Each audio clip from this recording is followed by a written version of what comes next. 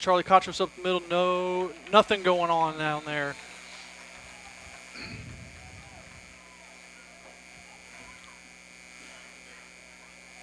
Second and 9 coming up. Again, you know, what I will say is a tremendous atmosphere here today night. Second and 9. Brandon stands back, looking for Walden Culpepper, and a tough catch does make it, but it's going to be still about 3 or 4 yards short of the first down. Third down coming up. And they stopped the clock, maybe a penalty that I do not see, or possibly a timeout. See what the ref has to say. I guess the timeout was called. I didn't see who that was with.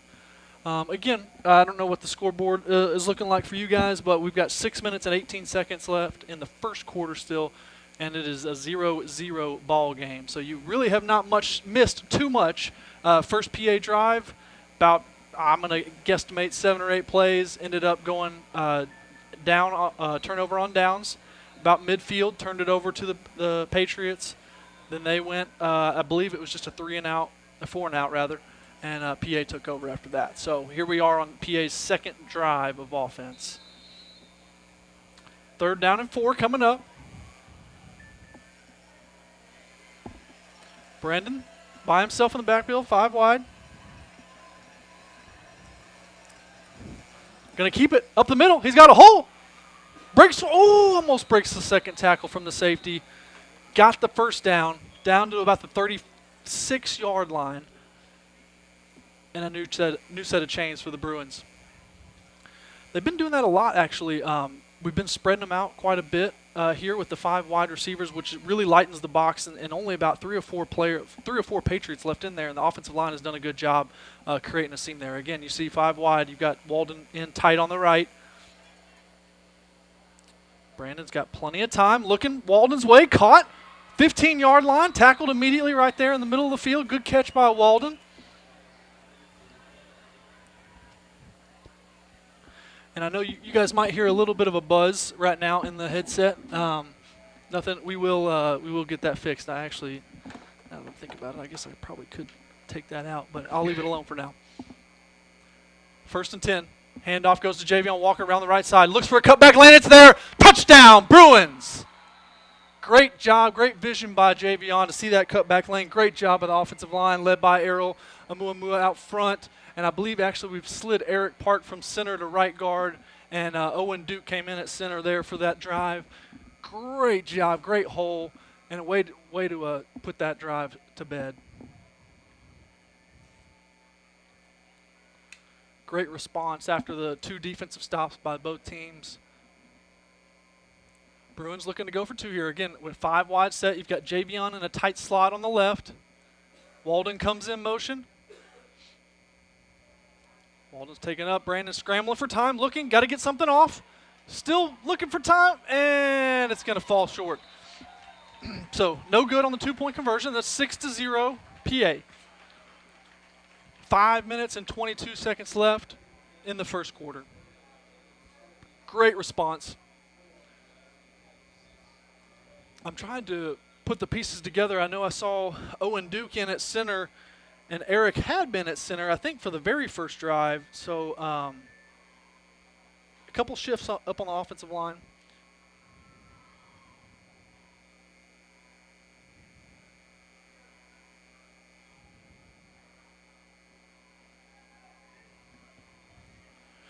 Earlier, kind of trying to jog my memory of a recap.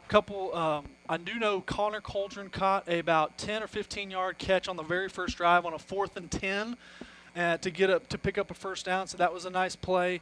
Couple of good tackles early on from Caden Nash and Peyton Adams as well on that first Patriot drive on offense. So here we go. Coming out of this PA touchdown, we're going to line up. O'Donnell's going to line up for a long onside kick. We saw a couple of these bounce really, really well last game. I think we ended up getting 1 or 2 of them. Landon O'Donnell's kick takes a little help. It's not enough. And a nice recovery there. Number 2, Case Thomas.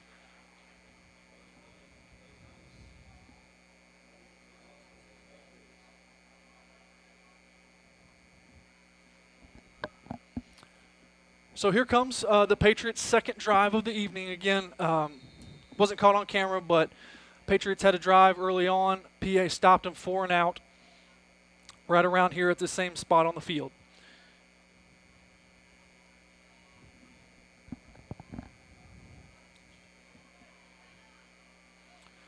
First and 10 here for the Patriots. You're going to notice number 12, Samuel Stockett, junior quarterback for the Patriots, looking to the left, looking for number 1. And is that picked off? Oh, my gosh, what a play by K.J. Cohen. He's come. Oh, they're going to call it incomplete. They're going to say it hit the ground. K.J. thought he had one. It was a slant route there by number 1, Will Bizot.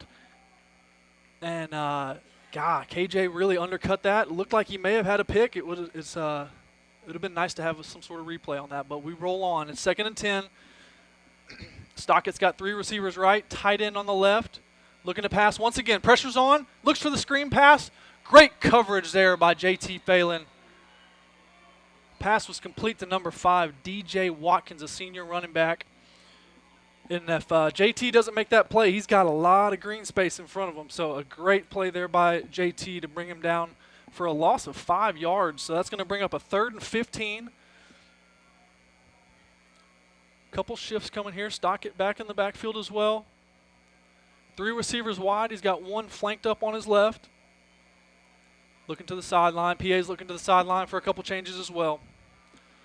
A lot of movement from the linebackers. Stockett back to pass. Got some protection. Looking in the middle. He's got him open, number 2. And he caught it. Touchdown, Patriots, number 2, Case Thomas. And that was just a busted coverage from the Bruins right there. Had actually 2 defenders ran the wrong way, hit him with a post corner route. Really great route there by Thomas. And props to them up front, giving the quarterback enough time to get that ball out. So back-to-back responses from the offense after 2 defensive stops, back-to-back touchdowns. And MRA is going to elect for the extra point here to take the lead. It's up, and it is good. So the Patriots do take the lead 7-6. 4 minutes and 23 seconds left in the first quarter.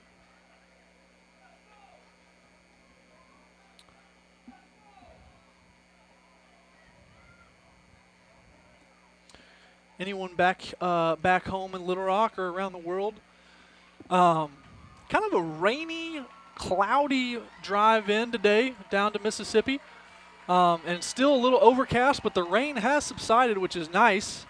Really no rain in the air at all now. And just a really cool evening, honestly. A lot of fans have their rain jackets out. A couple, we got a lot of long pants, and it seems like the tide has turned from summer into what we call football season.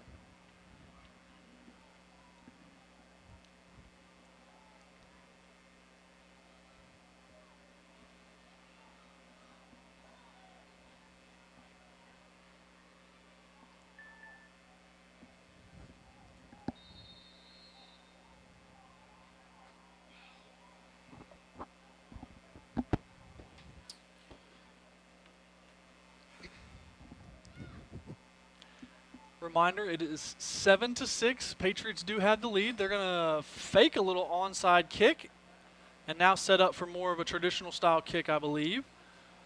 Lining up for the kick, number 33, Wade Hansford. Kicks it deep, went out of the end zone earlier. This was close, and it is in the end zone. It does not go out of bounds in the end zone, so it will be a touchback. PA will take over. So first, just a couple of programming notes. Deep breath, Josh. Deep breath. Yeah, no problem. I didn't do anything. To everyone watching, I know that the cameras are cut in and out. I'm not sure if there's nothing we can really do about it, unfortunately. Here, Josh. Hey, it sounds like he's not. Thank you, Christina. Josh Let me is try muted. that. Let me try that again. That would help if Josh unmutes himself. Yeah. First, I want to say thank you to Blake, and let's go ahead and Blake, I'm going to let you finish this one. Sure. Yeah. So we got Brandon back, solo in the backfield, looks for a quick pass to Walden, completes it, breaks 1 tackle, but only gets about a yard or 2.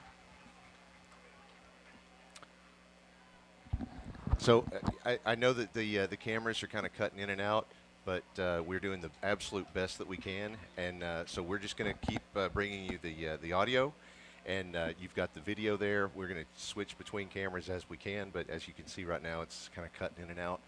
That's just the way it is from here right now. I'm sorry, but such is life sometimes. Yeah. 2nd and 9. Brandon's got Charlie Cotros in the backfield with him. Hands off Charlie, wide left. He's got a little space, but tracked down very quickly. Who is that? Number 0, A.J. Parker, a senior safety coming up and making a great play. Kept contained on Charlie from getting outside. Made him cut back and made a nice tackle. Brings up about just shy of 3rd and 10, 3rd and 11 almost. 3rd and 11 for Brandon. 2-by-2 set. Charlie's in the backfield with him. 4-man rush. He's got time. Looking for Connor Coldren deep. And it gave him a chance, but Connor could never get around his defender to actually get to that ball. It falls short, incomplete. Yeah, he was covered up well by, it looked like, was that Jack Poole? No, I'm sorry, that's number 5, DJ Watkins. Yeah, DJ's already made a couple plays in the secondary already, making his impact back here. 4th and 10. PA's at their own 20-yard line, so this is a very, very important play. Dangerous spot here, 4th and 10. Just a quick reminder for you and me both, Blake, is that we don't have a clock on the screen. So, folks, it's 3 minutes, 6 seconds left in the first quarter. Brandon's got time, looking in the middle, just over Walden Culpepper's hands, and that's going to be a 4 and out. Not what you drew up if you're a PA. A turnover at your own 20-yard line.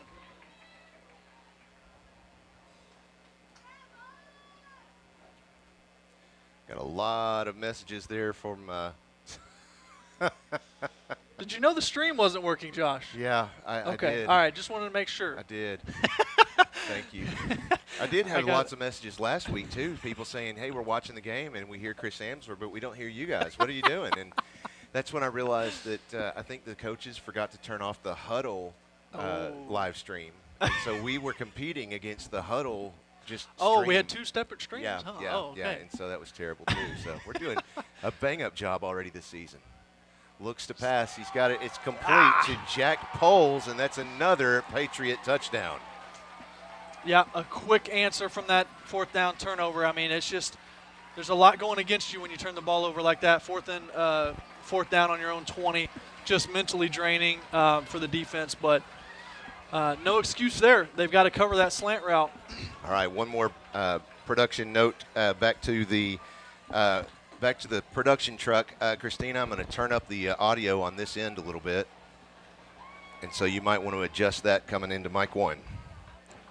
Hopefully that helps a little bit. PAT is up and good. That takes it to 14-6. Patriots do lead. 3 minutes left in the first quarter. Got lots of folks to thank, of course, being our sponsors, but it's going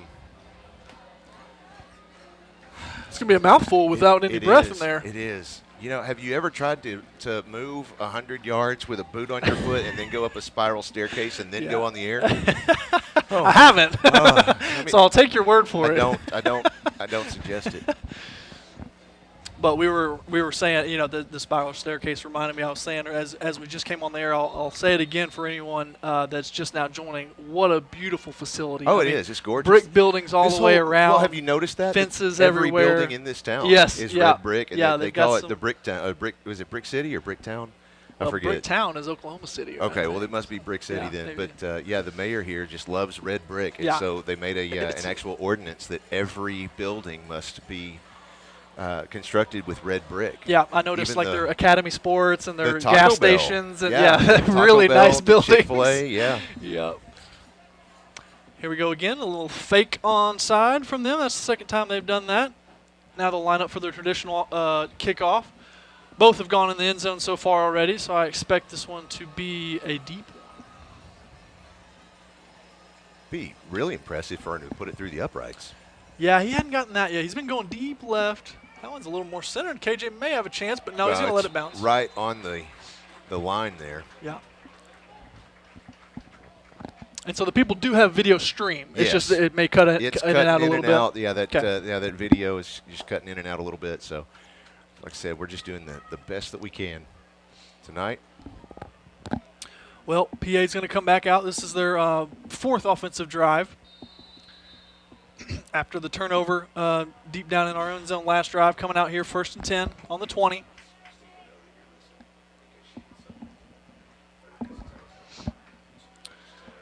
Brandon comes out through receivers right. Javion in the backfield with him. Walden's out here by himself. Brandon's got a little time, stepping up. Caught. Who is that? Number 18, Max Conine. Max came in for Connor there and made a great catch along the sideline for almost 30-yard catch down to the Patriot 43-yard line. Huge play to start this drive. Max, a junior wide receiver, got a little playing time last year as a sophomore. Just a big-bodied receiver out there. His blocks well last game. Now he's got him a big catch. Brandon, play action to Javion, looking towards Will Manning. Caught it along the sideline, pushed out of bounds. Picked up.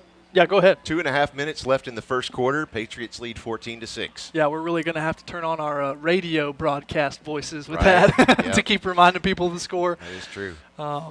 Yeah, so a first down catch by Will Manning there along the sideline. PA's going fast. Handoff to Javion. Looks to cut back and is met in the backfield by number 10, Camden Starkey for the Patriots.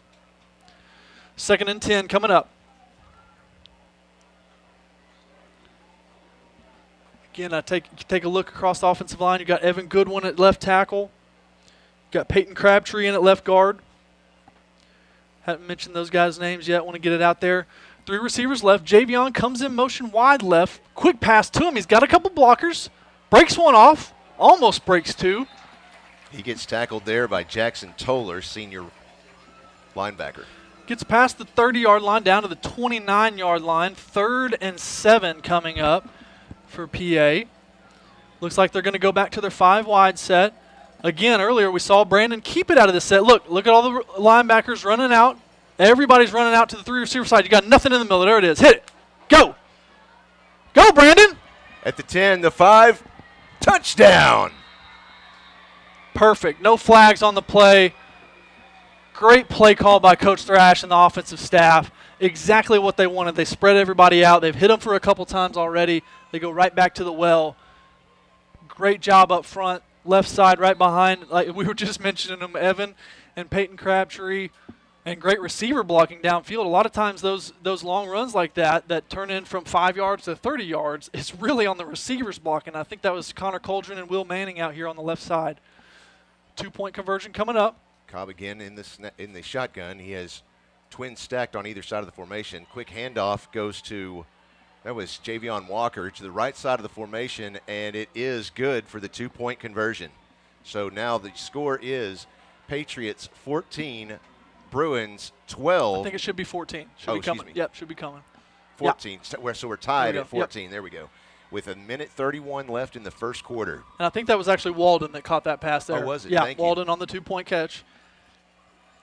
But either way, yeah, ties it up at 14, minute and 30 left.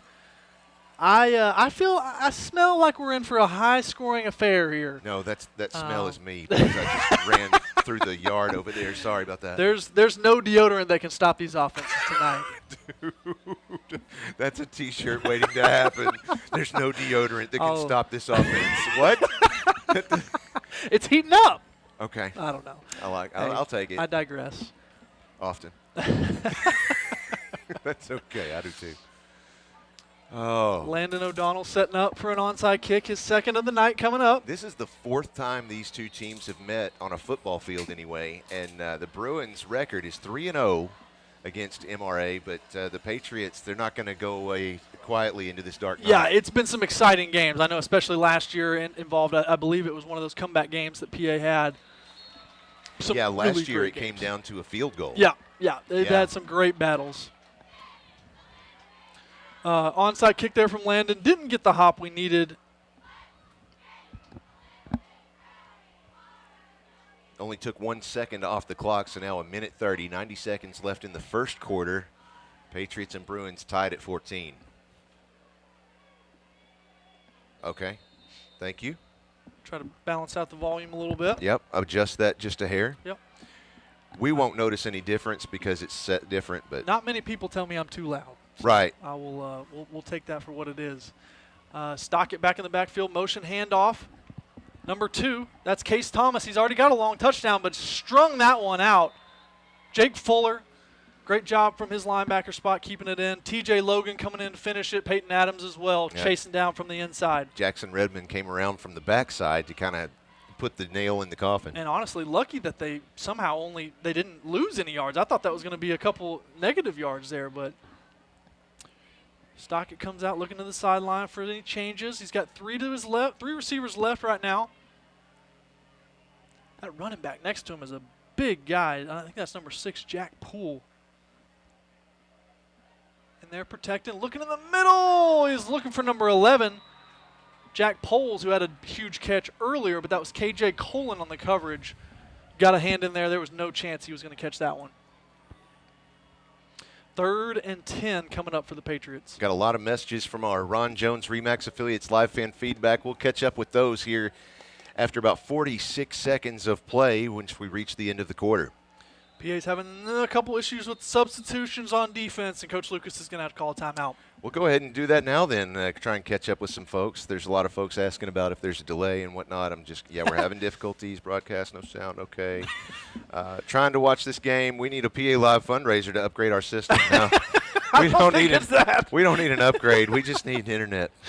And, tonight it was what I told Cameron James is our videographer tonight, and I told him a second ago, I was like, this feels like that cartoon where, they're in the dam and there's a big crack in it and you put a finger in one hole and it starts spraying out of the other one. You put another finger in, it starts spraying you in the face. You don't have enough fingers? No, to put in there? I didn't have enough. So watching from Dallas, safe travels to all the Bruins, and let's go get the W.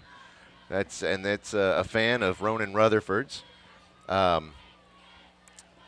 Jason Walton is out watching tonight. Skylar and Emerson say, go Bruins, and happy birthday to KJ.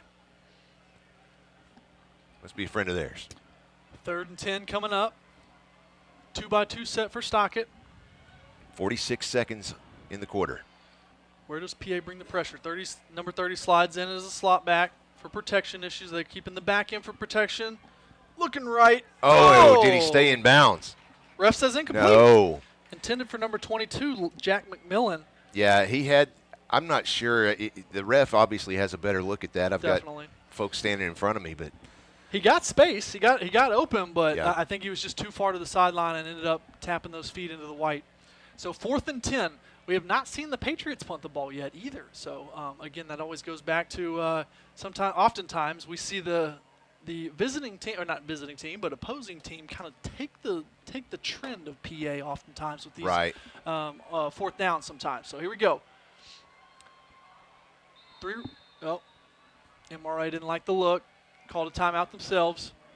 40 seconds left in the first quarter, 14-14, both sides.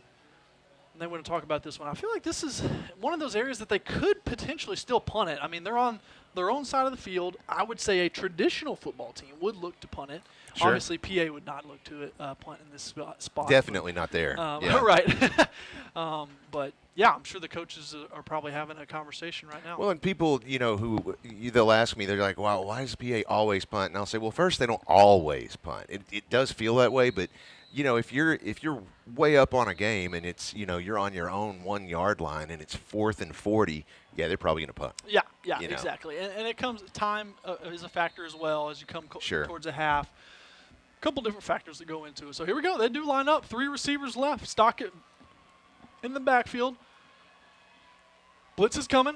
He's got a little time looking in the middle. It's over. Oh, intercepted. Stopped by Caleb Kelly, and he's got a little room to the right side, but he's getting slung down. He is slung down. He's fighting, too. Before he reaches the 50-yard line, but still. Huge play.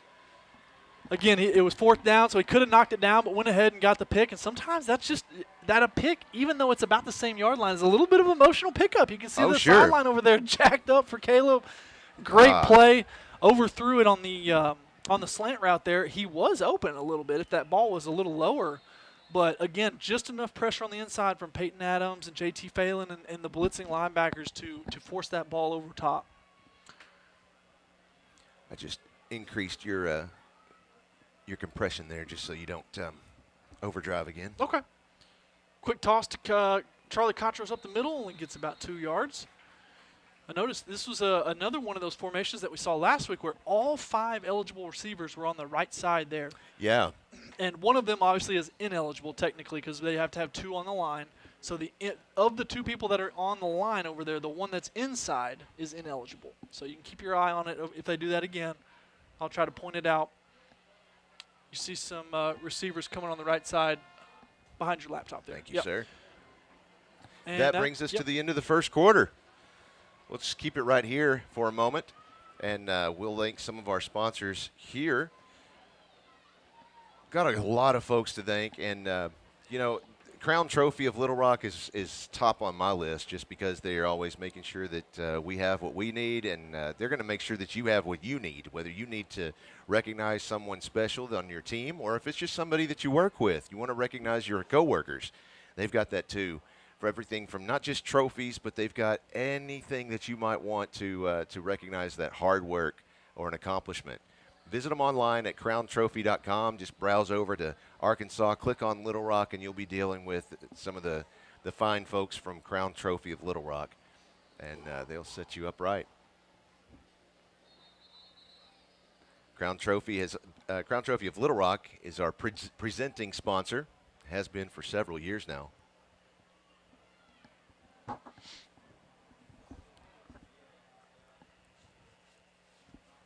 Right, come back out on the field to reset the time, back to 12 minutes on the clock, and we are now in the second quarter, still tied at 14, Bruins and Patriots. So here we are 5 wide again, but notice how MRA is keeping those linebackers in. So now you've got good numbers on the top, 3 on 3.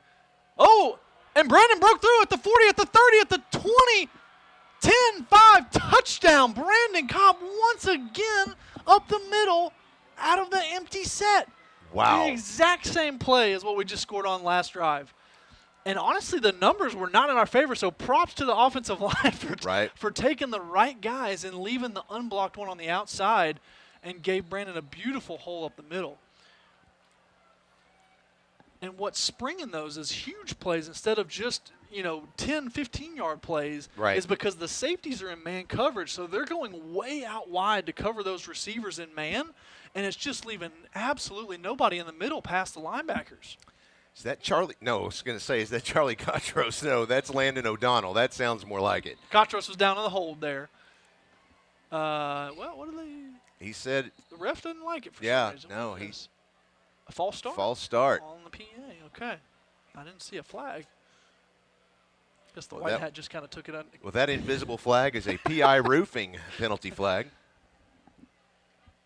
I'm going to pull a Tommy Smith here. Oh. Yeah. Eating on the air. All good, yeah.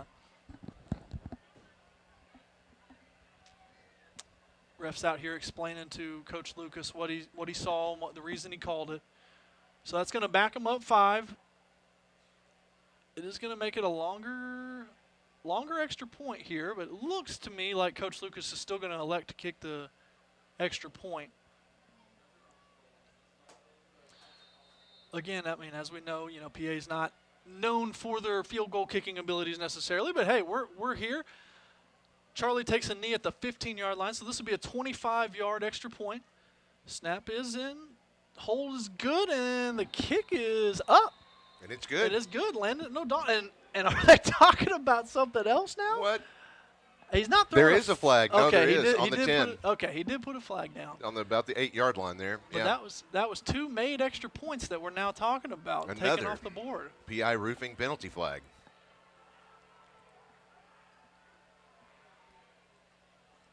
I know 2 years ago I said this, and the same is true this year.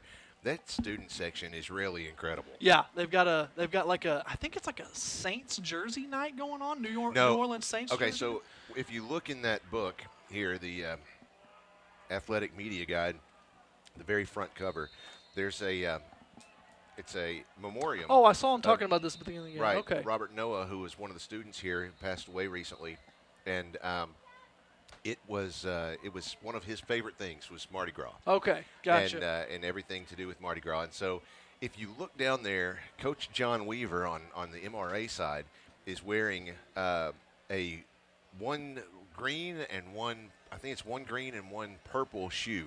Okay. And then the theme for the student section is Mardi Gras. Yeah, okay. Well, that would explain the New yeah. Orleans feel. Yeah. Okay, I've got it now. It's kind of their way to remember their friend. Yeah, they had a great kind of a little moment of silence early on in the game. You may have missed it when you were working on it, but they had a great moment of silence for that young man. I could have used a moment of silence. But, yeah, it's a sad story to hear about. Yeah, so PA ended up taking a timeout there, I think, to talk about the extra point. And so now, oddly enough, the ball is on the 13-yard line, which is an odd number to be on. So here we go. PA is going to elect to go for two. This is the two-point conversion. Brandon's in the backfield by himself, 5 wide. Looking to his left, got plenty of time. Looking at Walden, no good. Blake, help me out. Was that a timeout just then, or did the refs just take forever to decide what to do? We went back to the huddle, so I'm kind of imagining it was a timeout, but I never saw the actual sign towards it. So we may look at the scoreboard here and see. Well, that's the trick. I was just looking at it. Are they asking too? They don't have a. Oh, it's right there. Oh, it's the 3. Okay. Right so yeah, nobody's taking a timeout. But then. they've definitely taken one, so I don't think that's right. I'm not gonna take that for what it is. Yeah, well, that's right. I know we took one at least. Yeah, and they've taken 1 or 2 at least. Oh, here we go. He's going. Patriots have 1 left. Okay, all right. PA's still got 3. So maybe they're adjusting it. Yeah, MRA shows to have 1 timeout remaining. 14-20 is the score. 11:51 left in the second quarter.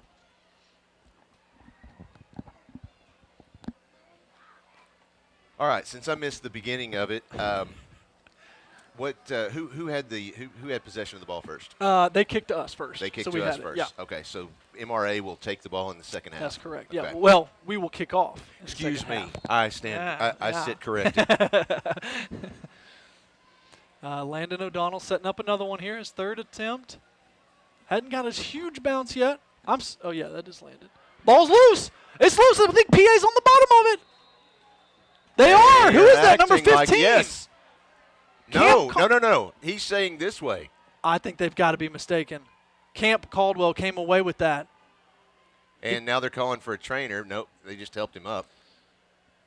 Yeah, he's pointing PA way now. He did. Okay, yeah, so it's PA's ball. There you go. Pretty sure that was Camp Caldwell, number 15, came out from the bottom of that pile.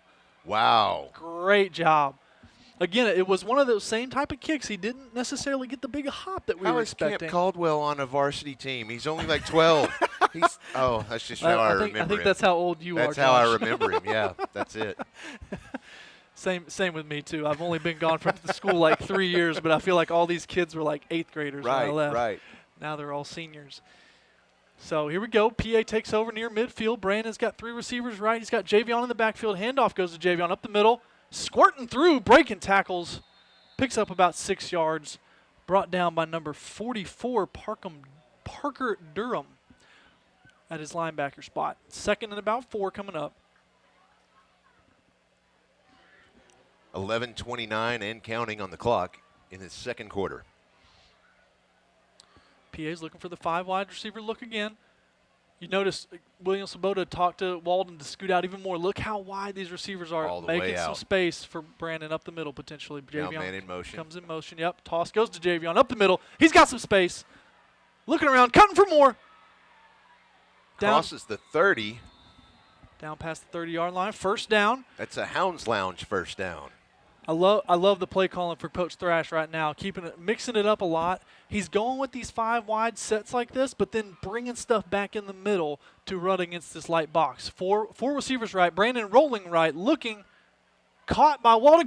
He fumbles, but it does go out of bounds. Yeah. Actually going to call it incomplete, which is, it's not a huge play either way, but it would have been about a 6 or 7 yard pickup and a fumble if he called it, but he's saying that he never had full possession and made football move afterwards. So going to go down as an incomplete pass, backs him up to about the 29-yard line, 2nd and 10 coming up. Bruins up 20-14. Bruins driving. 4 receivers right again. Javion by himself. Brandon's going to keep it up the middle. Similar play. Cuts past him. Oh, no. Look at him go. Touchdown. The trifecta already of rushing touchdown from Brandon Cobb. What a night. Wow. That adds 6 more on, so the Bruins now lead 20 to 14. Yeah, it's about to be 20-6, 26 to 14. 26, Yeah. thank you.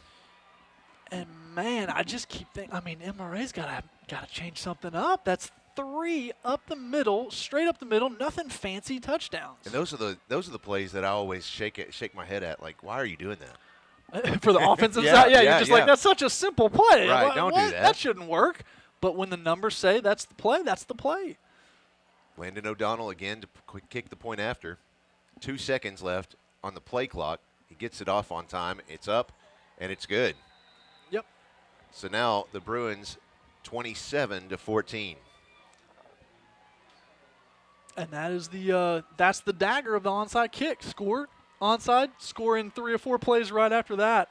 It really, really hurts the other team. 10 minutes, 46 seconds left in the first half. This looks like a final score. I mean, I told you for both I sides. think it's going to get up there. I know they've had some offensive shootouts in the past, but I expect MRA to not go down quietly. This is such a well-run program. Yeah. Coach Weaver, I know, has been here for years, along with a lot of his staff has still been around for many, many years. So this is a championship quality team down here in Mississippi. They're not just going to be one of these teams that lies down and just takes a beating. Right. I promise you, they're No. going to keep fighting. No, it's a great staff. It's a great school. I love working with all of them. You know, like I've told you before, Coach Weaver and I stay in touch all year long, and just getting to come down here or hosting them up at PA, it's just great getting together. It's like getting together with old friends, and so it's kind of a rivalry, but at the same time, it's a friendly rivalry. Right. It is. is. It's more emphasis on the friend than the rivalry side of it, but. Until the clock starts. Yeah, then the blood will shed. That's right. Landon O'Donnell sets it back up. Got a little bit of different setup, I think, here. He may look to kind of spin this one a little bit differently than the others. There it is, bouncing around, and the Patriots do cover. Good coverage there by number 20, it looks like. Jack Dalton, sophomore receiver out there, putting his body on the line to recover that onside. They're going to huddle up and get this play together. Remax from let's go to our Ron Jones Remax Affiliates Realty Live fan feedback. Y'all do a great job. Love listening to you both. Go Caden Nash. Love Nanny. Go Bruins watching from Hot Springs. Go ahead. Yeah, Patriots come out, 3 receivers set. Hands off number 6 around the right side. Dragging a couple Bruins past the 50-yard line. Picked up about 5, we'll say. Fast 2-by-2 set. Looked like it may have been a false start there, but they don't call it. Quick handoff again to Jack Poole. Yeah, KJ from a safety spot came in and got a piece of that, along with Caden Nash at his middle linebacker. Brings up a 3rd and 1. Patriots, again, moving really fast, so PA defense is going to have to communicate and get the play in. Stock it back there, looks it, throws it out wide. Number 1 caught it. Oh, he's got a lot of space. Picks up the first down, tackle by Jack Trelfa. I'm sorry. I'm dyslexic on that name always. Jack Trelfa made the tackle. He did pick up the first down. Again, Patriots with a lot of pace getting up and down. And you see Coach Jones going to have to call a timeout. Going to have to use a timeout on the defensive side. I think that all was based on communication. 9 minutes, 45 seconds left in the second quarter. The Bruins lead 27 to 14. Let's take a look real quick at some of our messages. Grandma and Grampy Gabba from Bethesda rooting for PA to win. They have 5 grandchildren at PA. It's awesome. Bat Mom says, happy birthday to Robin/KJ. Go get them. Bat Mom, huh? Bat Mom, Okay. That's what she said. Wow.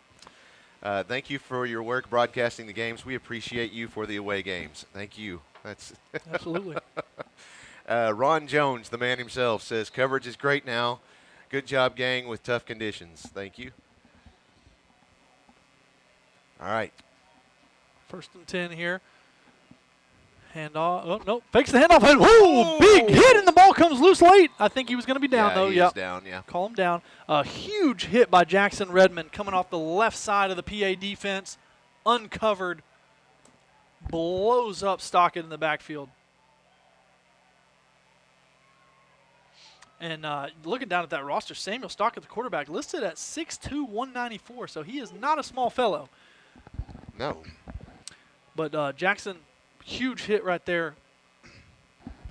Brings up a 2nd and about almost 20. It looks like he almost lost 10 yards. Stockett in the backfield. Looking right. He's got some space, got a lot of space. Flag goes down. He's going to pick up a lot of yards here. Step out just about the 20-yard line, but a flag in the backfield. I've got to think this is coming back. That's blocking in the back, I'm pretty sure. Yeah, he's looking over at the PA sideline for confirmation they want to take it. Obviously, they will. That came from the right side of the formation from what it looked like. Oh, excuse me, that was holding. On the offense, yeah. Yeah, it's tough to know who that was exactly. I couldn't tell, but, you know, that back or the white hat back there is responsible for looking at all the linemen there. So it really could have been any 5 up front. Right. I think it was the one at the right tackle.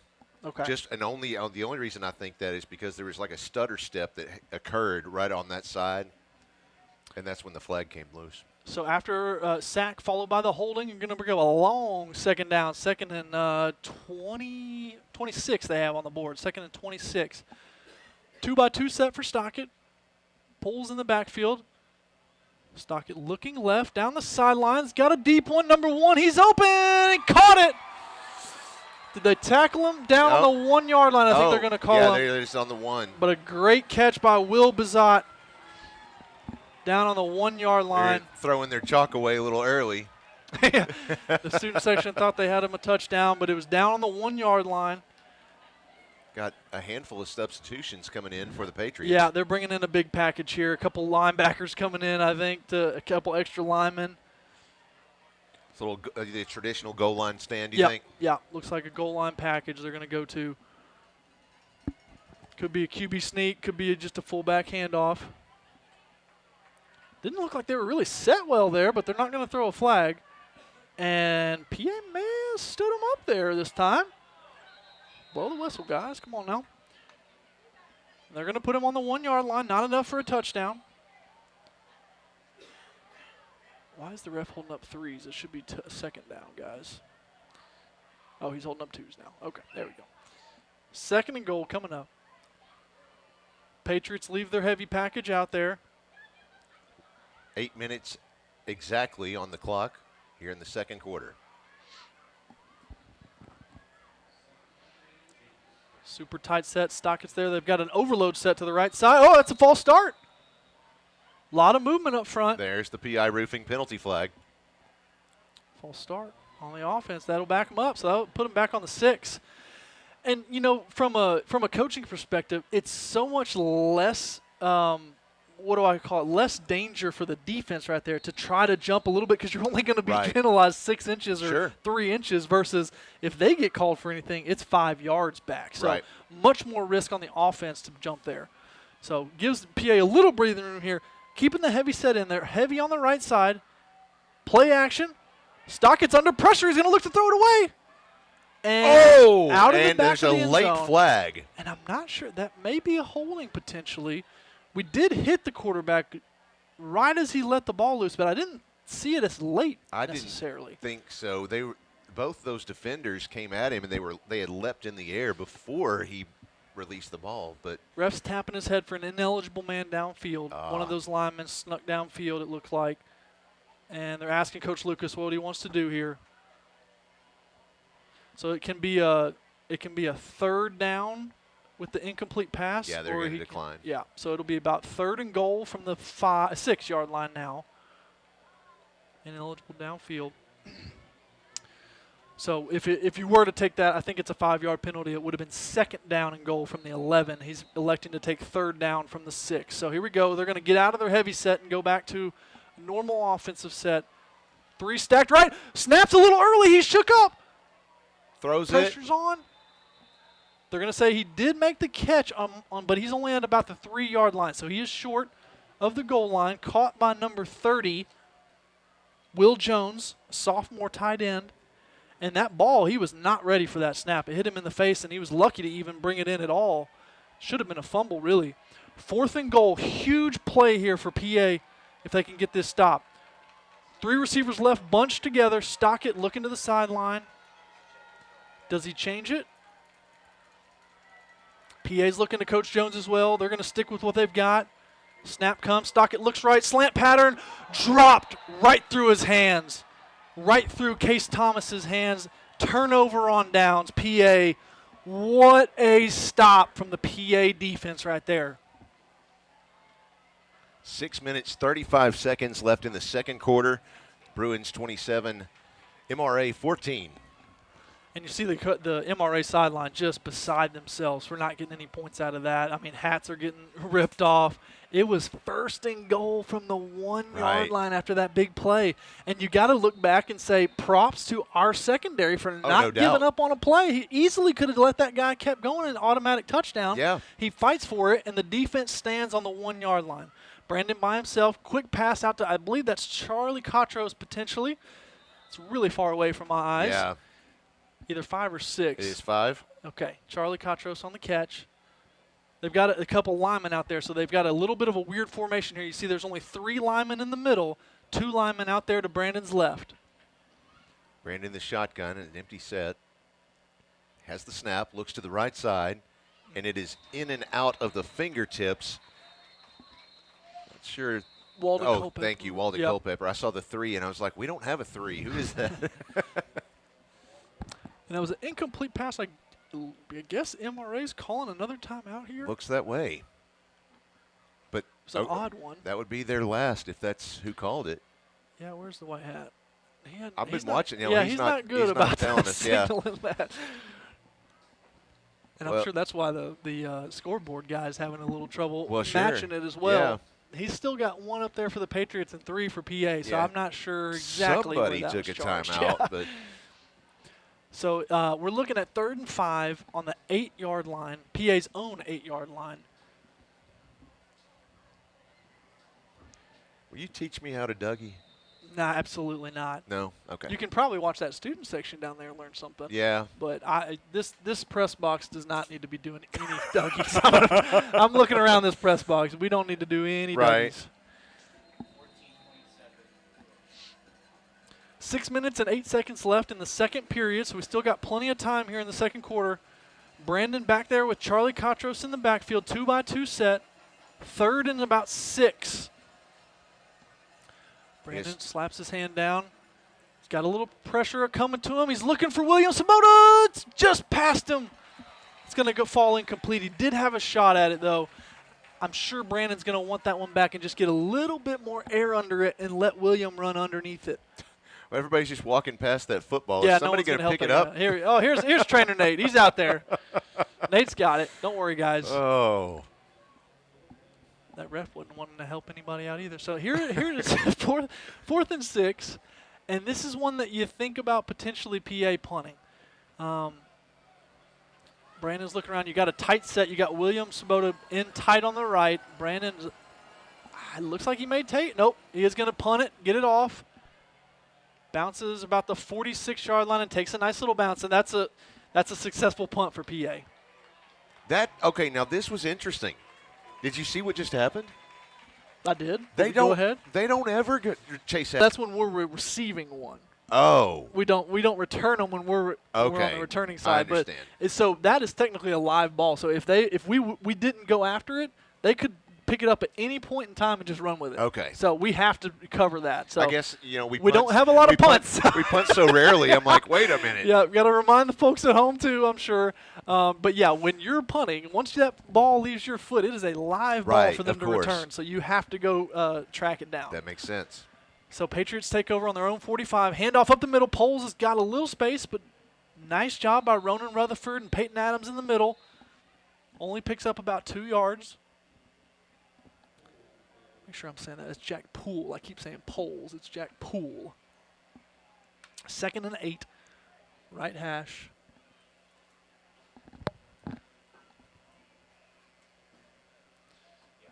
MRA's got some big linemen up there. I want to look at their size. I know I just looked down at one. It's 295.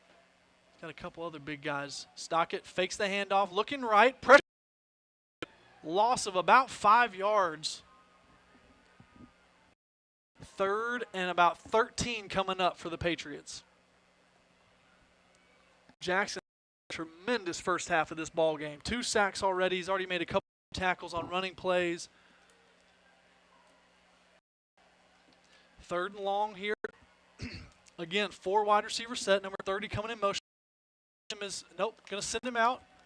Stockett's got a little bit of time. Stepping up. Another flag, which I think is going to go down as a holding, but that goes as an incomplete pass. So I'm sure PA is not going to want to take this holding.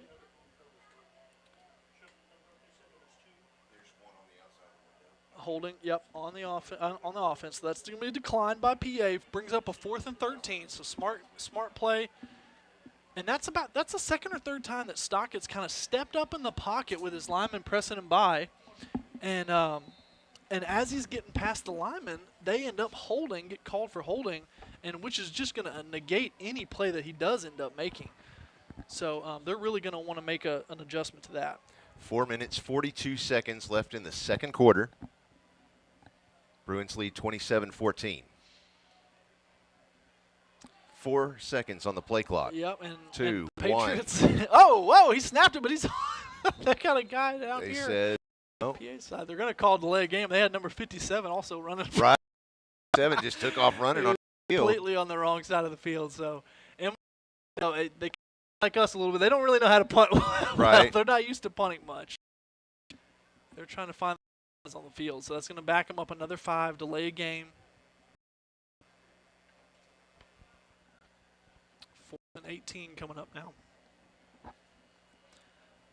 So here's one where PA they're probably going to run off the field after this punt is successful, because once that punt is dead, we have a 100% chance of getting that ball back. I do find it interesting that Walden Culpepper. And KJ's going to come up with a nice tackle. Wow, a huge mistake by the Patriots on that snap. And I'm trying to – the coaches are giving this guy an earful down here. I wonder if that was the long snapper that was running out late earlier. It very well could have been. And he was just shook up on back, but wow. Instead of a successful punt down into PA's territory, you go negative, and it's a turnover inside the 20-yard line. Right. PA's already set up in the red zone. 4.5 minutes until halftime. They never did take that timeout off of anybody, so I think the scoreboard's just as confused as we are. So 2 receivers both sides. You got Javion in the slot on Brandon's right. Fakes it to Javion. Brandon keeps it to the right. Runs out of bounds safely at about the 16-yard line. Picked up about 3 or 4. Not a bad first down play. Not bad at all.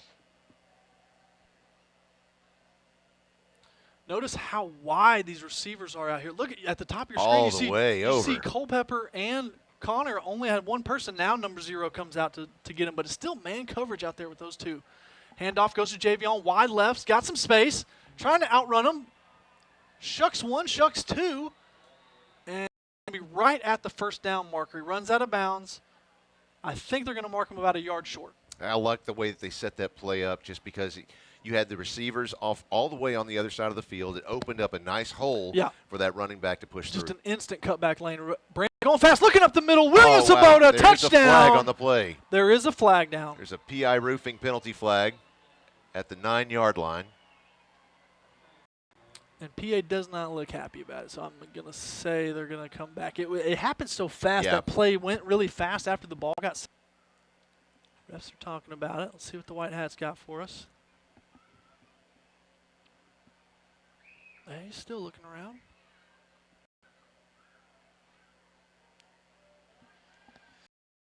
Ineligible man downfield. Yeah. So what that probably was alignment issue. 2 receivers covering each other up. They thought that receiver thought he should be eligible, and the outside receiver probably screwed him up. So I didn't get a good look at it because they went so fast. But we had 4 receivers over here. 2 of them probably just covered each other up.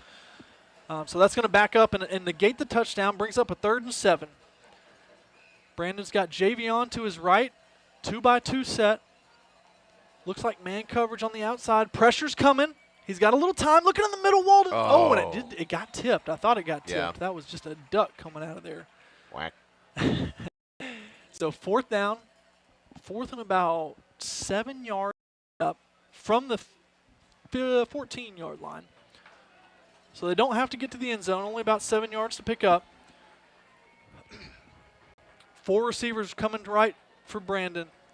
Again, you'll see they may end up running this. You'll see it. They've got such a light box out here. You got a ton of guys playing coverage out here. Walden rolling out, looking backside. He's looking for William. I think it's going to fall incomplete. 4th down, on downs for the Bruins. Patriots are going to take over. They really needed that stop because that could have been ugly really fast. The Bruins made it into the Caldwell Toyota red zone, but couldn't push it any further from there. Ball will turn over on downs, and now the Patriots take over at their own 14-yard line. Peyton's getting looked at by I don't see him necessarily on the sideline, but he could be hidden. Stockett has the snap, goes to the right side, and it is batted away by Jake Fuller. He was about 2 steps away from a pick 6. If he got out there any faster, that thing was gone. Great coverage there by Jake Fuller to undercut that slant route. Stockett didn't even see him when he looked to his right. 4 minutes left in the second quarter. Stockett again in the shotgun, has 2 receivers left, 2 to the right, 1 man on his left side. A lot of shifting here by PA's defensive front. Blitz is coming. Has the snap, pass goes out to the right side. It's complete to Case Thomas. Picks up that 1st down.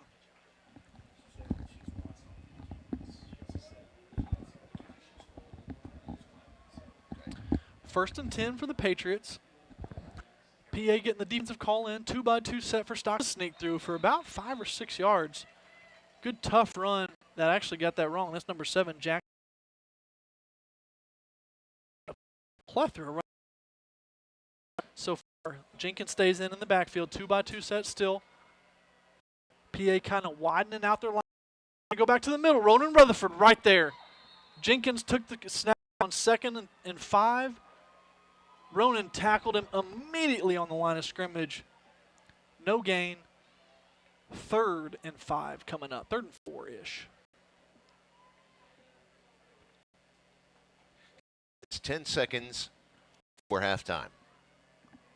Still counting.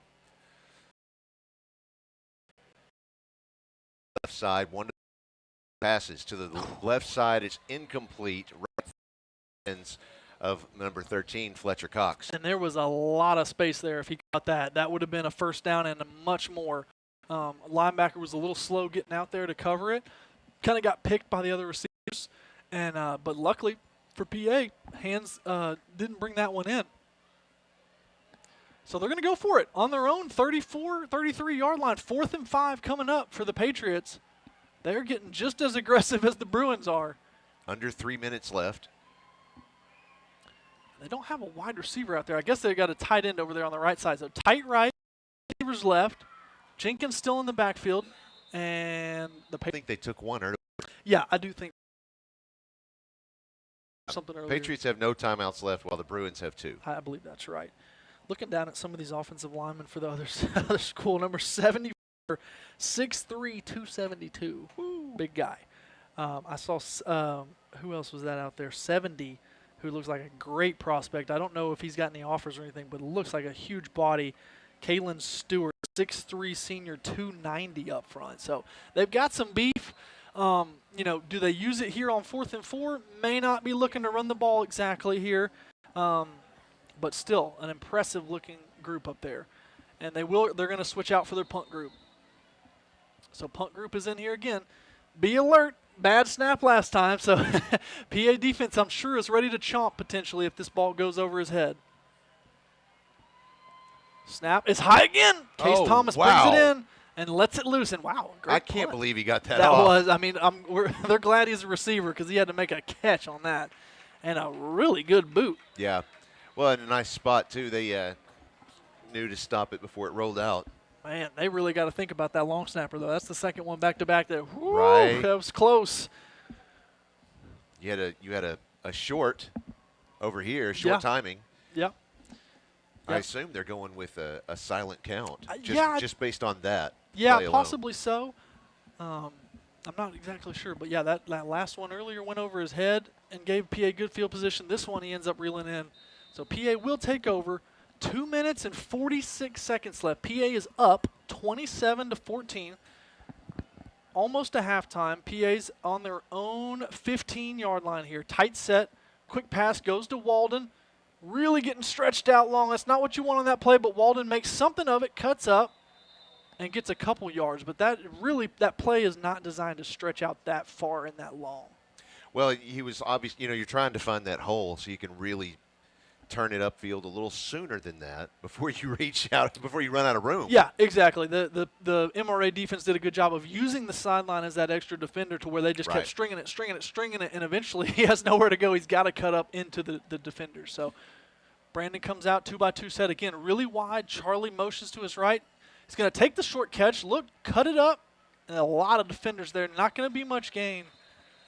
Maybe I'm kind of surprised. Yard. They gave Walden 5 on that last play. It didn't look like that much. So it's going to bring up a third and about 5 yards to go. Walden actually has to go out. He had a shoe malfunction. Charlie goes out.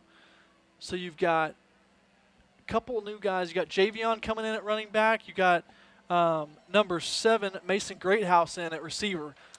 You've got 1:39 and counting until halftime. Now with an empty set, he has 4 receivers left, one to the right. He has the snap, looking to the left side. He's going deep this time.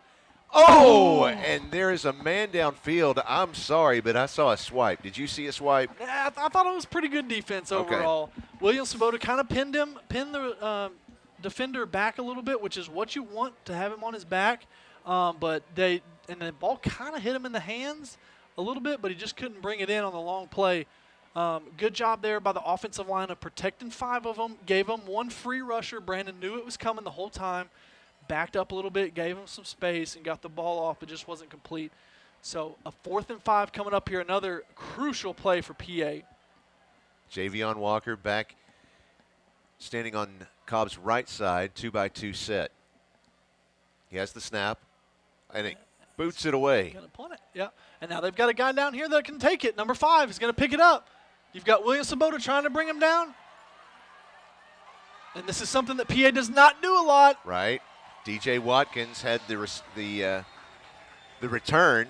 He's brought down right at the 50-yard line. Eventually brought down by Connor, and looks like Javion down at the bottom of the pile as well. But that is just something that PA guys they don't practice that a lot. That was just kind of off the cuff. Let's go try to track this ball down a little bit. So props to the PA offensive guys making some special teams plays. 1:11.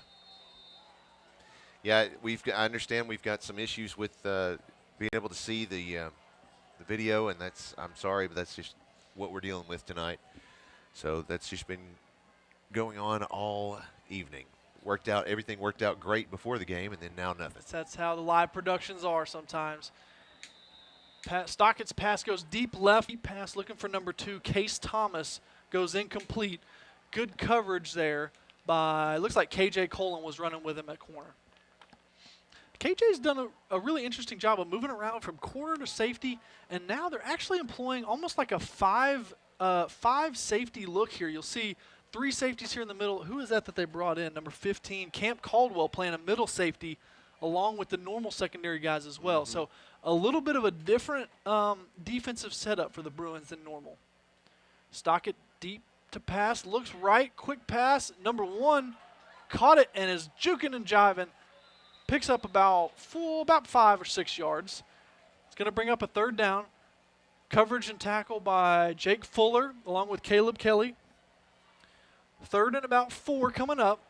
Patriots stepping up to the ball fast. 3 receivers past the first down line. He's just about a yard past. Does get the first down. But that knee hit just as he caught it. Couldn't get any more. Patriots looking to the sideline, moving really, really fast. I'm impressed by how fast the coaches can get the signals in. 28 seconds left on the clock. Number 30 bumping in. He's going to run it. He's going downfield. Deep. PA's got a great coverage there. Number 20, Josh Roten, Great coverage to kind of trade that off. They were in a zone coverage, and they ended up having to trade that guy off as number 1. Will Bazat ran through the middle of the defense. So good communication on the back end by that secondary. Like I said, this is just a different set that PA has not shown a lot of. You see Camp Caldwell standing in the middle of the field as a deep middle safety, and everybody else is playing a different coverage. Right. Pressure's on. Stockett looking left, right against the sideline. No chance. Jumped up for it. Couldn't reach. Yeah, was going to be out of bounds anyway. I think KJ was all over him, pushing him and using that sideline. That just didn't have a chance to be complete. 3rd and 10 coming up. 15 seconds left until halftime. Oh, and that I just realized that's why they have that extra safety in there. I forgot that the time was coming towards halftime. So that is why they have that extra secondary member in there. Stockett back to pass again. Rushes on. Adams almost got there. He got the ball off, out of bounds, about the 30-yard line. That was Case Thomas with the reception. And KJ Colin on the coverage. Again, KJ's kind of playing a little bit deeper, letting him catch some of those shorter routes with only 10 seconds left. Doesn't necessarily want to take a big risk and jump one of those curl routes just on the off chance that he does run a stop and go and be behind him. But if you notice, there's these extra safeties in the back. So you see Jack playing a little deep safety. You got Camp Caldwell. So KJ can be a little aggressive at corner if he wants. Stockett pressures on, looking right at Caleb Kelly. It's over the top and falls incomplete. And that was actually 4th down. We failed to mention that was 4th down. So that is going to be a turnover, but only 5 seconds left in the half. So this is going to be how the half ends. Yeah, they'll come out and just – somebody's got to come out and just spike the ball or something, don't they? Yeah, they'll probably take a knee here, I'd imagine. Roller coaster of a first half. Both offenses moving really fast, a lot of points. And it may not just be a excuse me. They are going to run a play. Hey, they're going to see what Javion's got. Around the left side, cuts it up. Going to tack on about 7 or 8 yards, but that's it for the first half. That's it, and that brings us to our Ackles Carpet One halftime show. Keep it right in here. We've got another half of great Bruin football ahead. We'll be back. You're watching Bruin football on PA Live.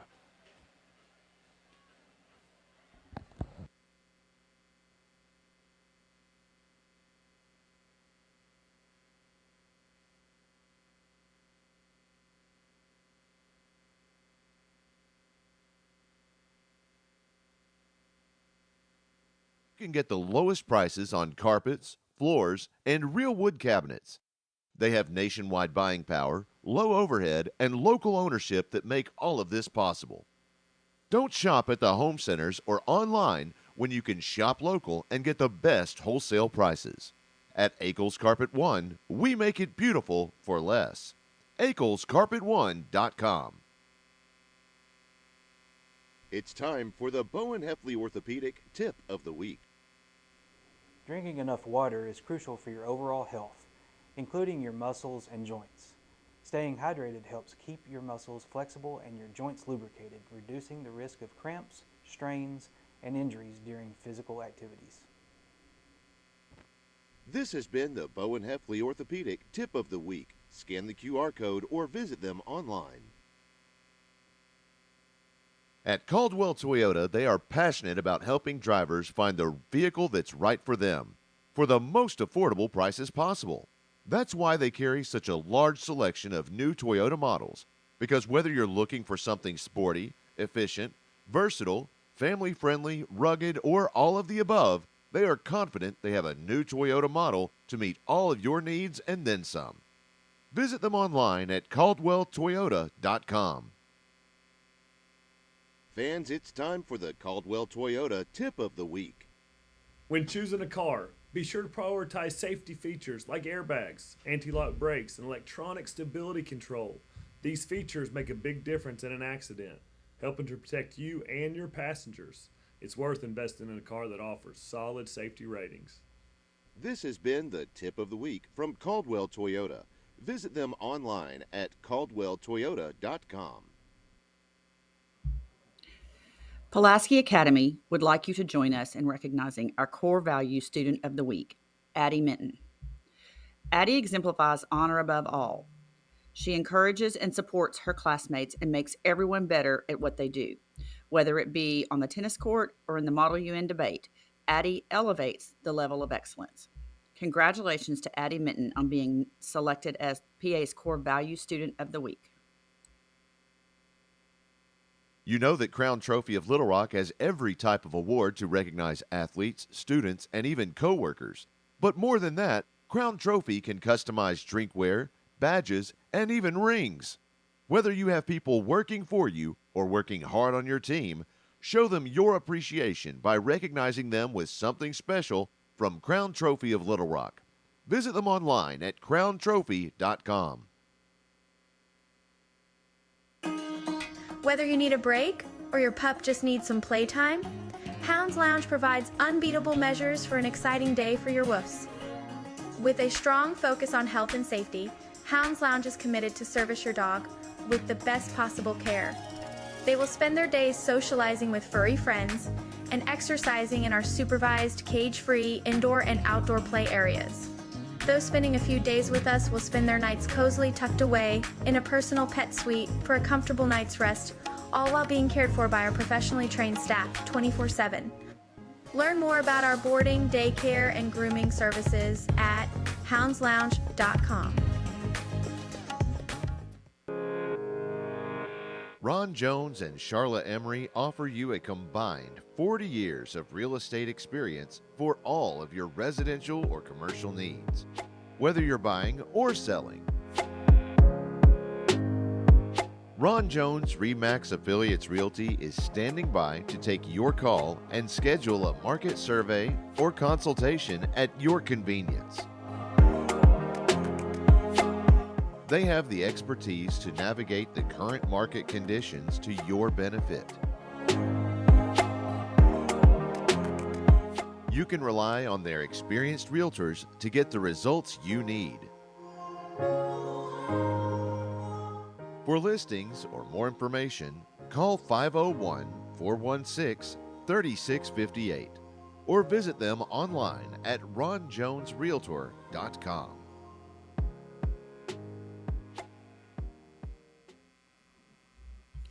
Please join us in congratulating the Pulaski Academy Student Athlete of the Week, Brandon Cobb. Brandon's relentless competitive drive, determination, and commitment to excellence have raised the bar on what it means to be a student athlete. He strives to be the best in the classroom and on the field because those are the expectations he has set for himself. He knows to keep setting new standards because the younger Bruins are watching everything he does. Congratulations to Brandon Cobb, the PA Student Athlete of the Week.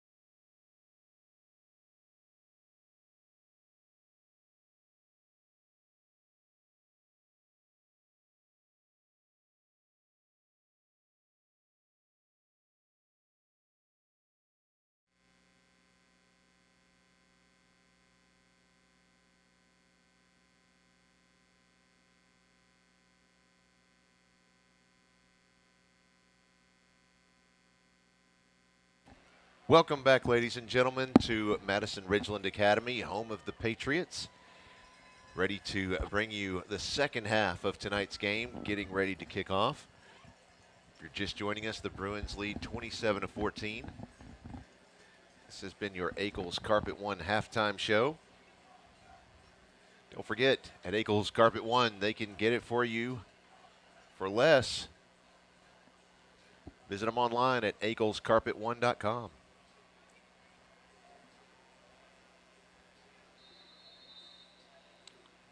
So PA is set to kick off here in the second half. They received the opening kickoff. No, you're looking at those scores. What's interesting I honestly I haven't even looked at what the matchups are. This is my first time flipping on to Fearless Friday tonight, so I'm gonna take a little glance through here. I already see right at the top Bryant up on Memphis Christian Brothers. Christian Brothers is a huge school out of Memphis. It is. Huge boys school out of Memphis that they're up 28-7 at half. Look at so the one Bryant, directly below that, though. You got Little Rock Christian. Shiloh Christian, Little Rock Christian. Tight one in the second quarter, 19-15, I'm sorry. Little Rock Christian is up 19-15 in the second quarter. Yeah, that should be a good game down the wire. I have to assume that's Landon O'Donnell going to kick this kickoff to the Patriots. Yep, PA's bunched up. Like I said, I have to assume that because they're all bunched up there. And they pull a little MRA move here with a fake. And he's going to go deep, but it's right at the returner. He's going to have some room. He started that. He's started a big boy. That run right there at the 20. Yes. Number 0, A.J. Parker, listed at 5'10", 187. He looks even bigger than that running down the field like that. So they're going to have great field position. He's almost crossed the 50 at the MRA 48-yard lines where they're going to take over. And again, PA kind of got out of their own little game there and kicked it deep, but it wasn't. It would have been one thing if it was deep into one of the sides, but it was right at the guy in an immediate return. Got a message from Adidas America wishing all the best to Coach Lucas and the team on the 2024 season. Thank you. Oh, we got a loose ball out here. We do. 2 balls on the field. Trying to fill that back in. There we go. Let you make up your own jokes. Yeah, sorry about that one. First and 10. Offensive line shift down. Handoff goes to number 5, DJ Watkins. Up the middle. Picks up only about 4 yards. Ronan Rutherford at the bottom of that pile. Second and about 6 coming up. Again, I'm impressed by this offensive line of theirs. They got number 55, Clay Lawson, as well. A sophomore, 6'3", 295. I mean, just some big fellas up front. Stockett in the shotgun once again. 3 receivers to the left, 1 to the right. Looks to the left side. It's out there. It is complete to Will Bizot. Yep, good catch. Bizot, excuse me. Good catch there by Will, and good coverage. Quickly reining him in once he caught it for not too many yards after the catch. So it brings up a third and about 2 yards. Short third down. Here's a quick traffic alert for you folks back home. There is an 18-wheeler truck blocking all traffic on Interstate 30 in Saline County. Oh. Handoff to number 0, A.J. Parker, but he has absolutely nothing back there. Peyton Adams from the nose guard slot. Quick swim move over top. Got in the backfield for a loss of 2. 4th and about 4 now. And the Patriots have got to be concerned about the run game. They haven't had anything going against the PA front so far. They have had success early on their first couple drives. They had some long passes, so I've got to think they look to the air here. 4th and 4. Stockett back there. Watkins to his left, 2-by-2 set. Pressure's coming quick. Oh, bat is down. Who got a hand on that? Jake Fuller. Hand on it, 4th down. That's exactly who it was. PA defense gets a huge stop on the Patriot side of the – well, no, I'm sorry. They just crossed midfield on the PA side. But still, right near midfield, PA's offense is going to take over. Absolutely huge. The PA's defense has really just shown out today. Yeah, and that receiver was actually open a little bit, but the pressure from the defensive front and when Stockett looked to pass the ball, Jake Fuller was smart enough to stop his rush, get a hand up, and knock it down. Cobb in the back in the shotgun once again with Katros on his right side. Now he moves up to the line. He has the snap, looking to pass. Goes to the right side. Downfield. Oh! There is It was Looks intended. like William Sabota was Yep. the intended receiver. And That's right. again, that was kind of the same play as earlier where he pinned the defender on his back. He had pretty decent position, but actually a really good play by the defender, again, to kind of put his hand over the top and knock that ball away just as it was coming down to William. Good job by the PA offensive line there to give Cobb plenty of time. That's another one that's really impressed me so far this season is that offensive line. They are just they're holding it. Oh, I guess I never saw a flag, but they're calling holding on the defense here. So there is another invisible PI roofing penalty flag on the play. We try. So that'll be 10 yards and an automatic first down. There's not a flag to pick up and put back in your pocket. I don't because see you one. You never threw it. Jiminy cricket. So MRA substituting a little bit. Another empty set. Going back to Cobb up the middle. Got a good block from Owen Duke right up on the linebacker. You have to hope MRA went in the locker room and figured out a way to hold Cobb back in the backfield. Yeah, he's gotten 3 rushing touchdowns already. So that's got to be their focus to stop that, at least make them throw the ball and score a different way. About 9.5 minutes left in the third quarter. Cobb in the shotgun, 4 receivers left, 1 to the right. There's the snap, looking downfield. Goes to the right side. One man way on down there. Somebody screaming holding, but I didn't see it. But that pass led him by about 5 yards. Yeah, he's looking for Walden Culpepper down the right side on a streak route, but just didn't get enough separation. Brandon actually overthrew it, which is the spot that you want him to put the ball. If he's going to put that ball there, you'd rather him overthrow it than underthrow it, because if he underthrows that, the defense has a lot better chance to come back on it and pick it off. So good spot where only Walden was going to catch that. Nobody got it, so 3rd and 3 coming up. Now has 3 receivers on the left, 1 to the right. Once again has Charlie Cotros now moving up to the line on the left side. 5 seconds on the play clock. 3, 2, 1. Has Pressure's the snap. coming. Goes to the left side. It's complete. That's Connor Coldren.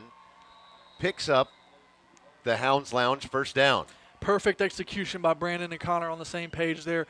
MRA brought 6 against our 5 blockers so that he had 1 free rusher coming right at him from the right side, but the O-line did their thing, gave him that spot. Connor got away for a first down. Handoff goes to Cotros around the right side.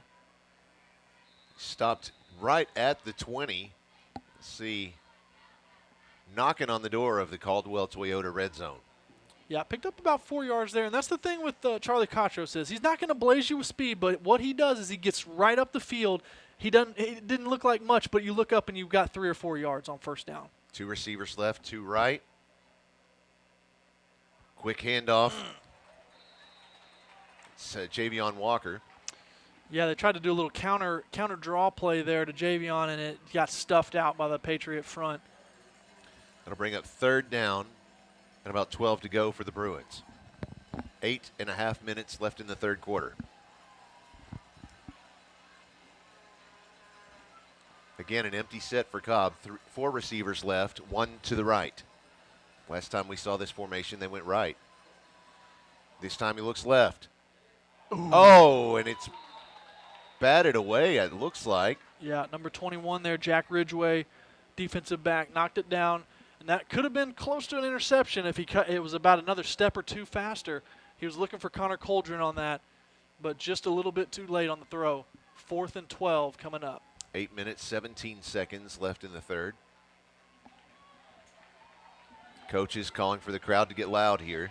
Sticking with the 4 receivers left look. Has the snap, looking to the left. Goes downfield. Oh! Yes. Yes, he did. That's William Sabota with a big-time reception. Gets them into the Caldwell Toyota red zone and keeps this drive alive. All the way down to about the 7 or 8 yard line. Great play on 4th down. And I like that route so much better because it's a double move. It's a post corner route instead of those just straight routes that we were running earlier. Brandon moving quick, rolling out right. Got Walden. Touchdown, Bruins. Wow. Quickly once again. Quick strike. Gets it up to 30. What is that going to be? 33 now. 33-14 PA. Yep. 33-14 with 7:59 on the clock. in the third quarter. And that's that PA offense striking quick. They got the big play on fourth down conversion by William and got right up to the line quick, ran their go-to play for the touchdown. Landon O'Donnell, hold from Katros is down. Kick is up and good. So the extra point will count. 34-14, PA Bruins. Very nice. Want to make sure we thank our friends over at Henson Luke Automotive for being a sponsor on PA Live. They're just around the corner from Pulaski Academy, and they've got all the things that you might need. You know, if you need an oil change, you need, any type of vehicle maintenance. You know, those are the folks to go to. I've known them for years, and they do great work. Be sure to stop by. It's right, like I said, just down the street from PA, so it's real convenient, especially if you've got a student who's driving and they need to just drop off a vehicle. That's the folks that'll handle it for you. You know, there's words, and there's making the words, and sometimes it just doesn't happen for me. Sometimes it's hard to put them together. Sneaking down a peek at Fearless Friday again. Hot Springs Lakeside up 35-20 against Sheridan. So Coach Kelly down there in Sheridan, second game. He got a big win last week, but now he's looking at a little deficit against Lakeside. But they're only in the second quarter, so plenty of time there. Landon O'Donnell set to kick off here. He's got a little pooch kick. Whoa. And I think way that's up going out of high. bounds. Yeah. And there is a PI roofing penalty flag for it going out of bounds. High and long out of bounds. Not real sure what the thought there was. It was clear that, we asked him to kick a different type of kick. Right. But I've got to assume that he was wanting to put that maybe a little bit deeper down the field, maybe like right on the number 20 or on the number 30. And it just got a hold of it a little bit too much and went out of bounds. Crowd staying alive over here in MRA. It's turned out to be a beautiful evening. 72 degrees, just a very slight breeze. Humidity's still up there, but for having a day where it just rained all day long up until right at kickoff. H-back coming in on the right side along with Watkins at the running back. Has the snap, go to the right side. Oh, in and out of his fingertips. That was intended for number 2, Case Thomas. Yeah, and they've had that receiver open about 5-8 yards down the field, and the pass has just been a little bit behind or a little bit in front, and they can't seem to get that connection. And I don't know if maybe this is the quarterback's first year with some of these receivers, and he just doesn't have that chemistry yet, being that it's only the second or third game for them. Right. Stockton once again in the shotgun. He has 3 receivers right, 1 to the left. There's the snap. Looks to the right side. Passes out there. It is complete to Case Thomas, and he is stopped nearly immediately after the reception at the 46-yard line. Didn't see who had the tackle. Yeah, I think that was Jake Fuller that ended up getting the tackle. It was a very similar play to what they just ran with the slant from the outside receiver, bubble from one of the inside receivers, and just kind of a little RPO action. Moving fast. Oh, another one gets batted down. That's Ronan Rutherford. He batted it down, and he almost had a chance to pick it as well as Peyton Adams as well had a chance. That ball hung up there forever, but luckily for the Patriots, their offensive line actually stood up and kept blocking those guys to not let them pick it off, because if they had gotten away from it, there was a high chance that was getting picked off. So 4th and 1 coming up right around midfield. Patriots are going again. 7:29 left in the third quarter. 2 receivers on either end. There's the snap. Goes to the right side. Another one by Case Thomas. Picks up the first down. Did you notice, again, another low snap? Yeah, low snap, and credit to Stockett standing in there taking that, because PA's bringing 6-man pressure right up in his face. He's got to stand in there on 4th and 1 and deliver that ball to Thomas for the first down. Same formation. Got a 2-by-2 set. There's the snap. Goes to the left side this time. Out there, and Patriot fans are wanting a flag, but yeah, I don't see anything. Was that? We've had some invisible flags, but I really don't see anything on that one. That was Caleb Kelly, I think, on the defense there, or was it? I think it was T.J. Logan that Was actually it from the TJ? linebacker. Okay. Yeah, outside linebacker running out with that out route, and honestly, pretty good coverage. It was tight coverage there. This time they have 3 receivers left, 1 to the right. Still have D.J. Watkins on his right side. Stockett in the shotgun. There's the snap. Going to the left. Oh, and it's batted down as he's – wow, what's that? That was K.J. Colon, wasn't it? He was looking for Case Thomas again out here. He's just a go-to receiver for him. But, yeah, like you said, K.J. all over him. It wasn't going to let that happen. And also I saw Caden Nash coming from the middle linebacker spot, sliding over, trying to get in the way of that. May have affected it just enough to where the quarterback couldn't throw it to the receiver, or make it a better throw, rather. 7 minutes, 2 seconds left in the third. Stockett once again in the shotgun, has 2 receivers left, 2 to the right. Now man in motion. 3 receivers left. There's the snap. Looking to the left side, under pressure, got it away, and still led his receiver by about 3 yards. He's going to remember that hit, though. Yeah, a coverage by Caleb Kelly, but, yeah, I'm with you. I'm looking back in the backfield, and I saw Jackson Redmond just laying out the quarterback back there. And if Stockett had held on to that for another half a second, he was going to be lit up for a sack. But luckily got it off. But, again, credit that one to Jackson Redmond from his defensive end spot to cause that incompletion and bring up 4th and 10. You get that ball away, and that's one thing, but you're still going to take that hit. Oh, yeah, he took it regardless. 2 receivers on the left, 2 to the right. There's the snap. Looking downfield. Another. And it's intercepted. Intercepted by Jake Fuller. He's at the 40, the 30. And that's – wow. What is going on? Yeah, there's push and shove. There's a little extracurricular activity on the field. Their linemen are getting chippy with it. I haven't seen PA really do much damage here, so I think it's probably just some frustration that the MRA guys are letting out. Yeah. I saw a couple of them give claps on the back, too. So, there's both ways down there. Yeah, there's just one or two that kind of got out of hand there. Yep. But yeah, huge interception there. I know it was 4th down, but, again, the huge return is a huge game changer to flip the field. And it was kind of, again, those same type of routes. They were looking – we brought the pressure, almost got home, but the pressure led to a quicker throw from Stockett and allowed Jake Fuller to come up underneath it. 1st and 10. It's a Hounds Lounge 1st down. There's the snap. Quick reverse. Walden Culpepper turns it upfield and is stopped after really, that's a lot of running. It's like we saw earlier in the game where he just runs the width of the field and gains a yard. I was thinking the same thing. That play is just, we need to work on that play a little bit. I know it's one of Coach Thrash's favorite plays, but that thing is just getting strung out too long and too wide, and they've got to tighten that one up and get him going forward faster to gain some yards. 2-by-2 set for Cobb, looking downfield. Forward There's pass. Yep, that's complete to Javion Walker. He's across the 15, the 10. Go, baby. And is pulled down at the 5-yard line inside the Caldwell Toyota red zone. Perfect display of Walker. That takes a little time to develop that patience, sitting in the backfield and waiting on your big lineman, Evan Goodwin, getting out in front of you. 3 receivers right, 1 to the left. There's the snap. He rolls out to the right side, now stumps back and forth. Little sideways sling it into the end zone for a Bruin touchdown. Oh, did you see that? Like he's skipping a rock. I know, he did. Look back, no one was covering. I think that's Will Manning. Yeah, number 6, Will Manning on the touchdown. And no one was covering the whole time, but Brandon was under a little bit of pressure on the rollout. And eventually, Will got his attention by waving his hand. So props to Will Manning on making himself big, making himself. Point after attempt. Serious. Up. Somebody a buzz cut out there. Yeah. But also, and boy, what a start to the second half for PA.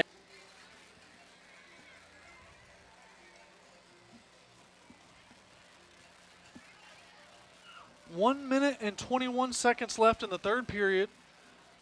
Score is PA Bruins 48, MRA Patriots 21.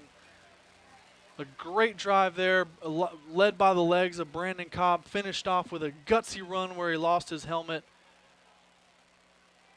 Come back out, and Landon O'Donnell's going to set it up once again. He's kind of got this one pinned up like he may kick it a little deep or a pooch kick like we saw earlier. Look for him to drop it right on the number 30 on the right side. There he goes, deep right. He's going to have a return, though. Number 0, A.J. Parker. Looking for a hole, doesn't see much. Decent coverage from the PA kick team. Number 30, Jake Fuller, along with number 11, Bryce Barnes, senior defensive back, making a tackle on special teams.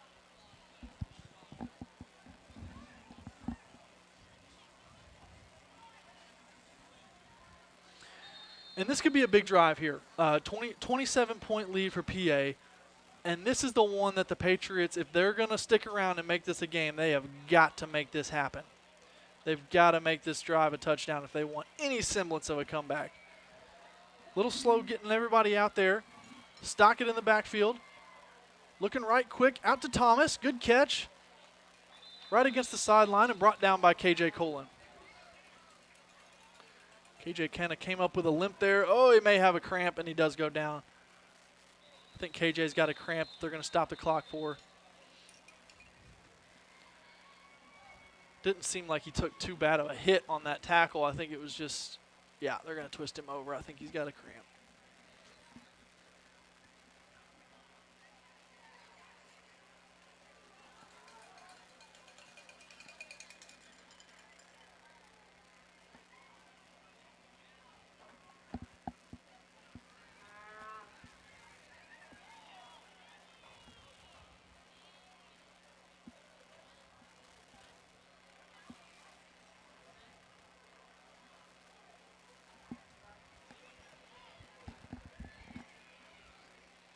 And Nate's going to pop him up. KJ looks all right, but he's going to have to sit out of play. He's going to walk off. 1 minute left in the third period as MRA comes back out now with the 1st and 10 on their own 47-yard line.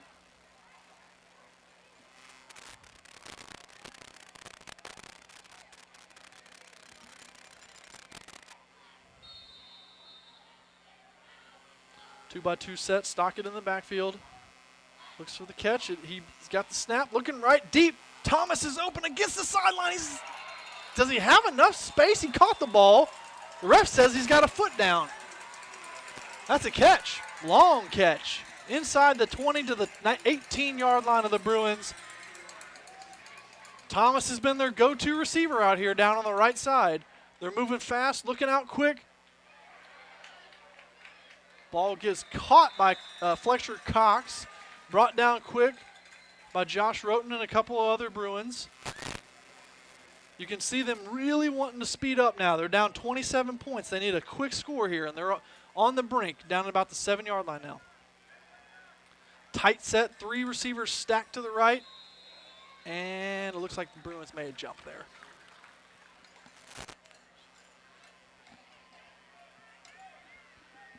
Yep, call is offsides on the Bruins. Quick count, got us to jump. So that's going to go half the distance, and it looks like they're going to end it up at about the 4-yard line now. So 1st and goal from the 4-yard line. MRA in striking distance with another bunch set. Clock is running, about 10 seconds left in the third. Handoff goes to number 5, up the middle, cuts back, touchdown, Patriots. Number 5, that's DJ Watkins, a senior running back. Showed some good quick feet there. Cut back against the grain and found some space.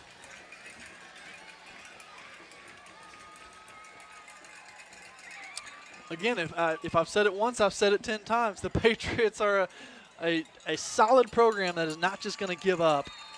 They are going to keep battling against all this adversity that PA has put on them. So props to this team, showing a good culture of the football program to keep fighting regardless of the score. Patriots looking for 2 here. 3 receivers left. Stockett looks right. Solo receiver. It's got to be Thomas. It is. Thomas on another comeback route right on the sticks. 2-pointer is good. Flag goes down late after the catch. I think that's going to be a personal foul, but for what team, I am unsure. I did not have my eyes on that when the flag went up. Didn't turn into much of a scuffle, but it probably was a few hands or a late hit, something.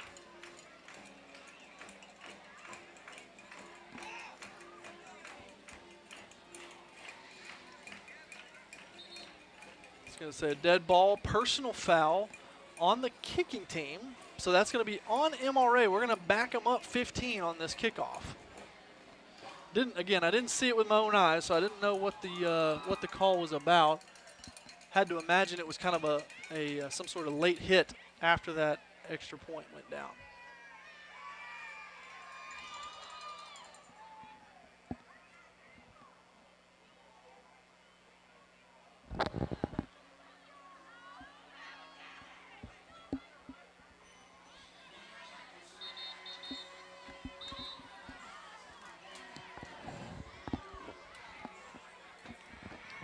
Well, now they're moving the ball up 15 yards, so maybe the call was against PA after all. After that personal foul, he must have pointed the wrong way.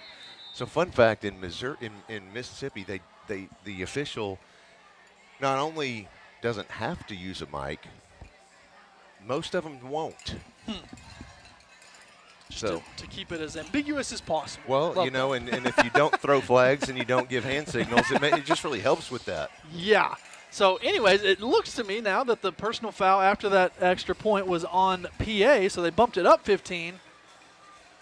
And I wouldn't be surprised now if MRA doesn't maybe look for an onside kick here now that they're across midfield.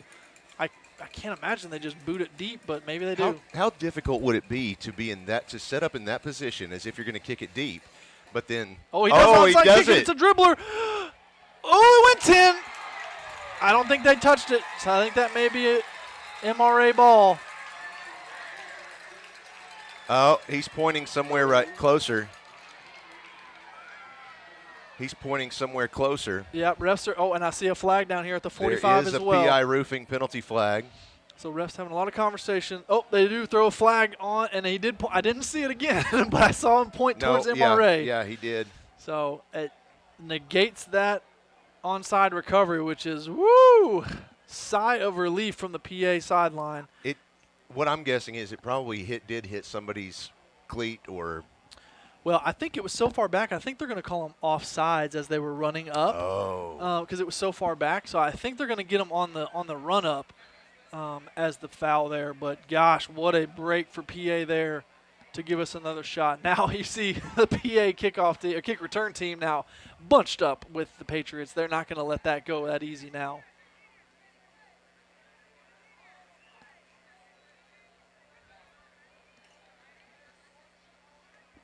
I'll bet he boots it through this time. You think? So the backs him up to the 50-yard line. And, excuse me. Well, it was. He still did, First time. He did boot it deep, but it was the first time they didn't do their fake like they had been. So all that hoopla, and it's just going to be a touchback for the PA offense. It's going to take over on the 20. 5 seconds left in the third period, so we're about to move into fourth quarter action. Strap in. Get yourself another drink, another snack. Settle in. I've got a feeling we have not seen our last point scored in this game.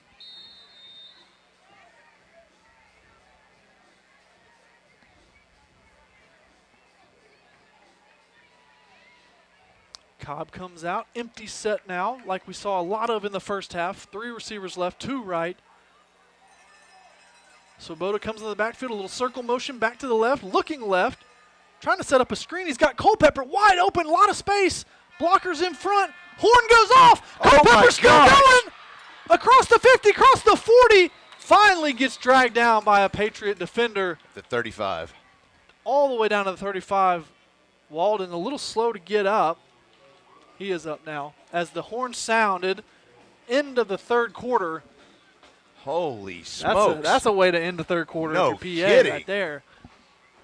I'm going to touch up your compressor a little more. So that's going to that's into the third quarter. We're rolling into the fourth quarter. The score now 48-29. PA is up. Wow. Yeah, and I love to see that the offense is still threatening. There's so many football teams out there. I don't care if it's junior high all the way up to freaking NFL. There's so many teams that would just run the ball and just try to run this clock out.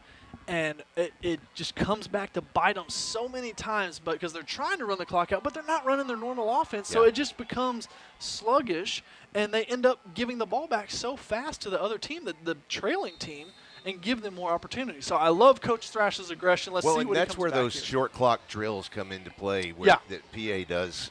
It feels like every practice. Yeah, they're always trying to go as fast as possible. There's the snap, quick handoff, right into the middle of the scrum. Might have picked up a yard. Yeah, Patros on the carry there. Didn't get much. Good job by the MRA defense to stand him up. Number 14 there in the middle, Jackson Toller.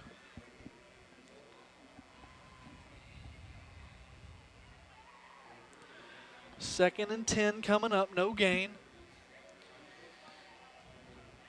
Empty set for Cobb again, 4 left, 1 right. Katros is solo on the right side, man coverage, rolling out left.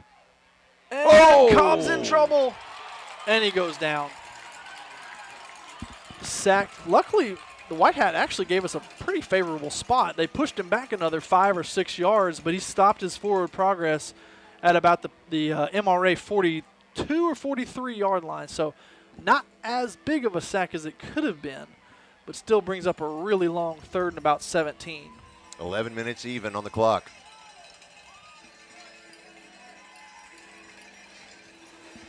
Cobb once again in the shotgun. He has 3 receivers on the right side, 1 to the left. Hear those cowbells. There's the snap, looking downfield, goes to the right side. And let's see. No, he says no, yeah, he did not bobbled, it bobbled. Yeah, was that Win Wilson? Yeah, it was Yep. Win Wilson.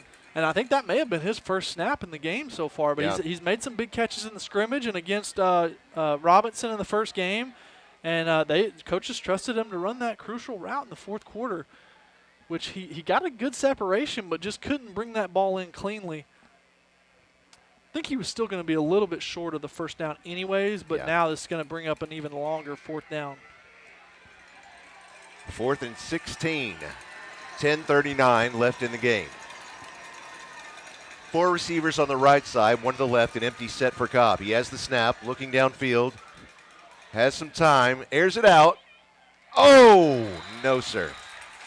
Looks like he was intending that from Mason Greathouse.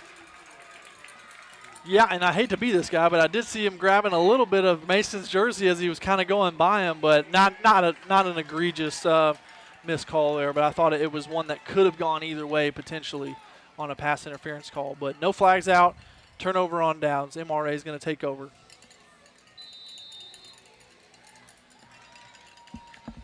.10:32 on the clock, 4th quarter.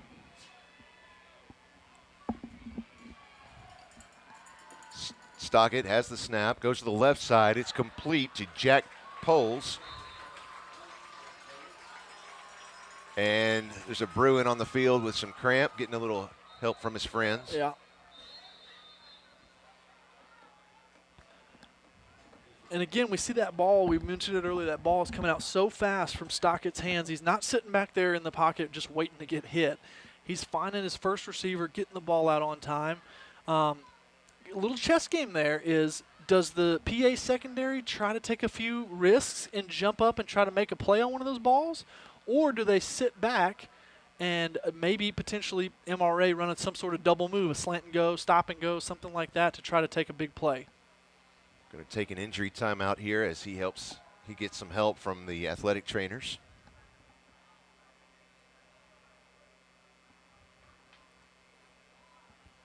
Take a quick look at some of the other scores around the state. Back home anyway. Fayetteville 30, Oklahoma Broken Arrow 16. Bryant 42. Final score, Memphis Christian Brothers 21. Wow.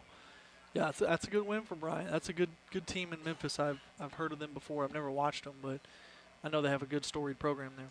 Shiloh Christian has taken the lead over Little Rock Christian, 37-33 in the 4th quarter. Springdale Harbor 27, Farmington 21. Final score from Greenwood 58.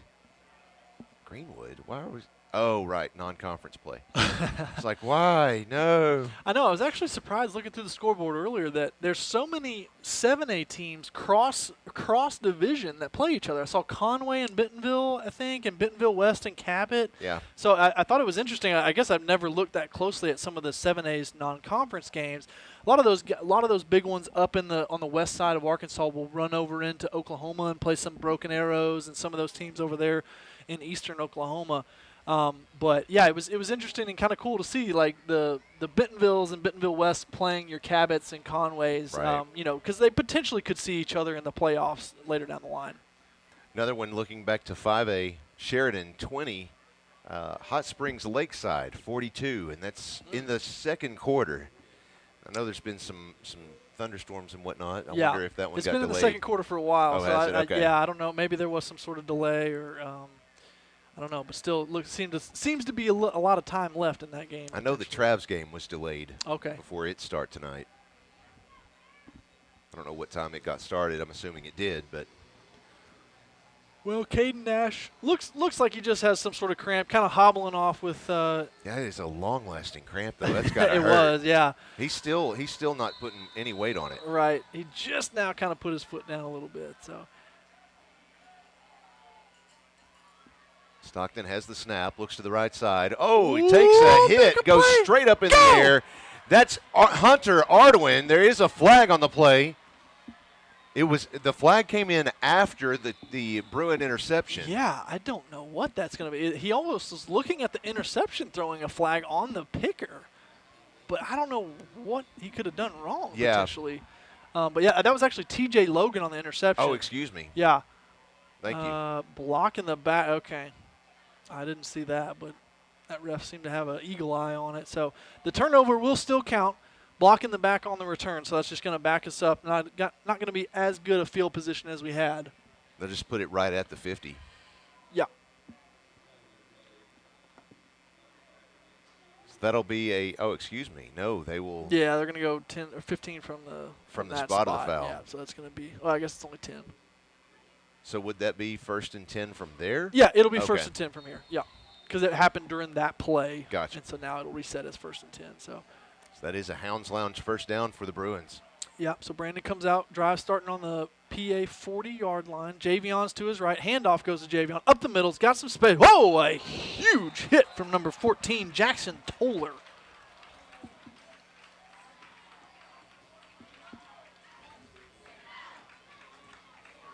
Nine minutes, 50 seconds remaining in the game. Bruins lead 48-29.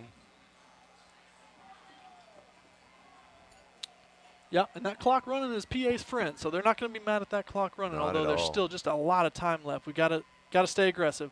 Javion cutting back right up the middle, still fighting through tackles.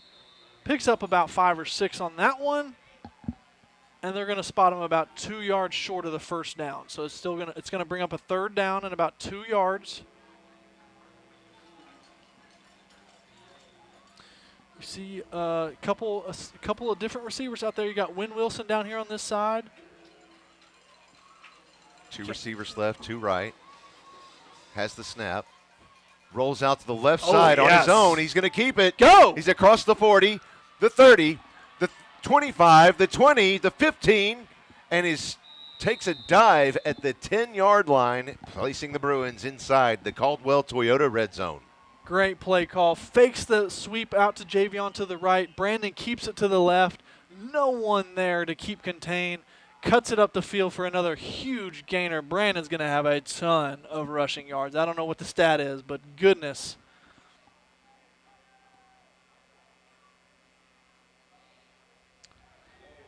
Ball's spotted at the 10-yard line. 1st and goal for the Bruins. Tight set. Javion's on the right. Cobb hand down for the snap. Handoff goes to Javion. Wide left. He's trying to stretch it. Defense does a good job. I think that's number 0, A.J. Parker, stringing that one along. About a loss of 4 or 5 yards. You were talking about rushing yards. I know in the first half, the Bruins had 184 rushing yards. Yeah, and I've got to think, Brandon's probably got at least 100 of those, if not more, of those in the first half. And he's had 2 or 3 30, 40-yard runs. So he may be coming close to 200 himself. Approaching the 8-minute mark remaining in the game. He has 2 receivers on the left and the right. Now man in motion. 3 receivers right. Has the snap. Pass goes to the right side. Into the end zone. Touchdown, Bruins. Connor Coldren. Easy pickings right there. The motion from William comes across, screws up the Patriot defense, and leaves Connor wide open in the back of the end zone. Easy pitch and catch for 2 seniors like that. 7 minutes, 52 seconds left in the game. Bruins 54, Patriots 29.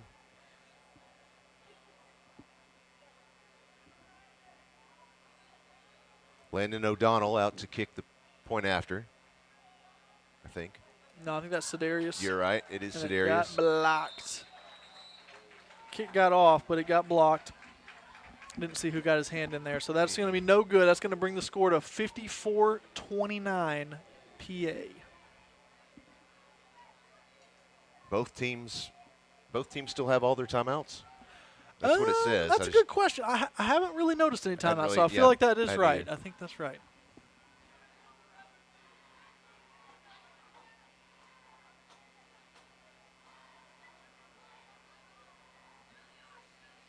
I did get a screenshot of apparently the MRA broadcast does have live stats going across it. Oh, so nice. I got this. This was at the quarter break, a fourth quarter break. So going into the fourth quarter, we had 212 rushing yards. So oh my gosh. add on that 30 pack right there from Brandon. We're Right. probably at almost close to 250 rushing yards. Good grief. Wow. And looking at MRA, they have 12 rushing yards. So that is a huge difference in this ball game. Yeah.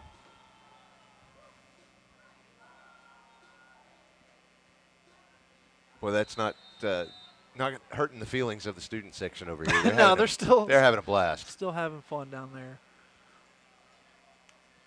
There goes the kick. It is received at about the 28-yard line. That's Parker around the right side. He's got a little space. Finally shoved out of bounds. Right near midfield. 7 minutes, 45 seconds left in the game.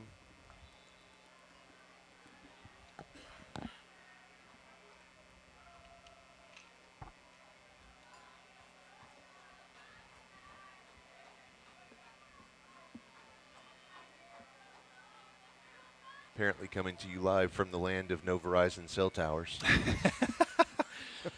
If we are somehow sneaking out through the cellular towers and coming to your computer screens. You know, one of these days we'll buy a satellite truck. Yeah, That's yeah. it. Eventually, That's you'll just it. have an 18-wheeler. You roll up, Yeah. and you'll be good. Wow. Somebody else can pull it. That's exhausting. There's the snap. Immediately passes to the right side. I'm not sure if that was caught. Let's see. I think it was. Yeah, I think they're going to give him that yards. I couldn't see it from here. I didn't know one way or another if it was caught. That's why I just had to wait. Yeah, I didn't see the receiver there, but I did notice that we got a new quarterback in town now. Austin Banks, sophomore quarterback, coming in to lead the Patriots in these last 7.5 minutes.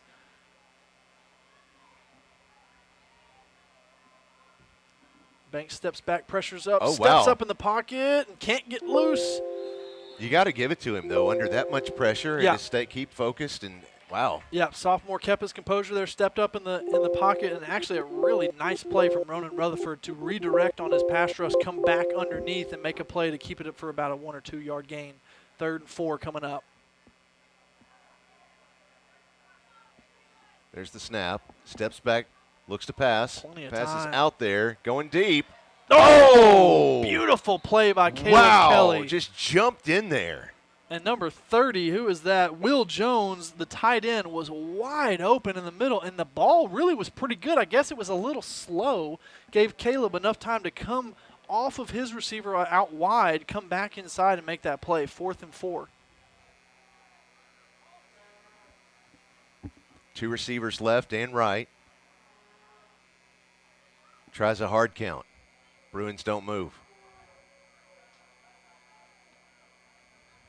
Still aiming for that, it looks like. 11 seconds on the play clock. There's the snap. It's low. Nice. Passes out there and comes loose. Nothing having. So the Bruins will take over possession. Jack Trefla coming from Trelfa. Trelfa, I'm sorry. I'm going to Goodness gracious. get you and Chris both a tattoo. Yes, I know. Trelfa. I know. I freaking do that every time. I don't His know why. mom even came up like before the game last week and was like, it's just like it's spelled. Trelfa. Trelfa. I will get it down at some point. I just get excited. That's okay. I can't tell you how many times I've botched, even the simplest names. Yeah, it really is. It's very simple. All right, everybody pulled in tight this time. You got 4 receivers on the right. I'm not sure you've got. Oh, okay, there he is. There's a running back in the back. I see him now. There's a. That was a loud whistle. Oh, a delay of game. Oh, okay. That'll be a PI roofing penalty flag for delay of game against the Bruins.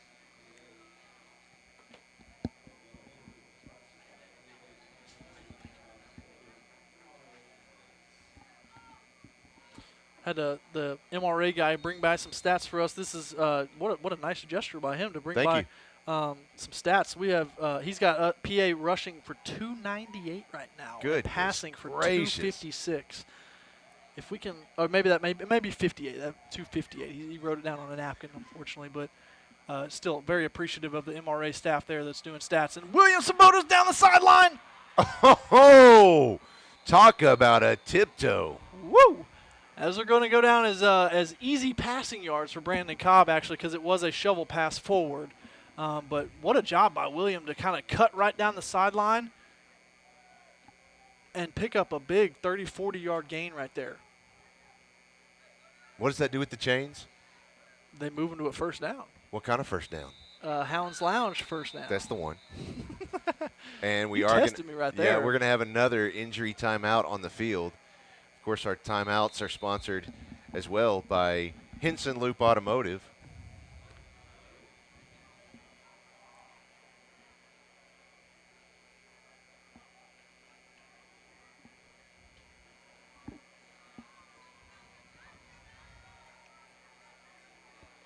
This is our reminder to you: stay hydrated. Mm-hmm.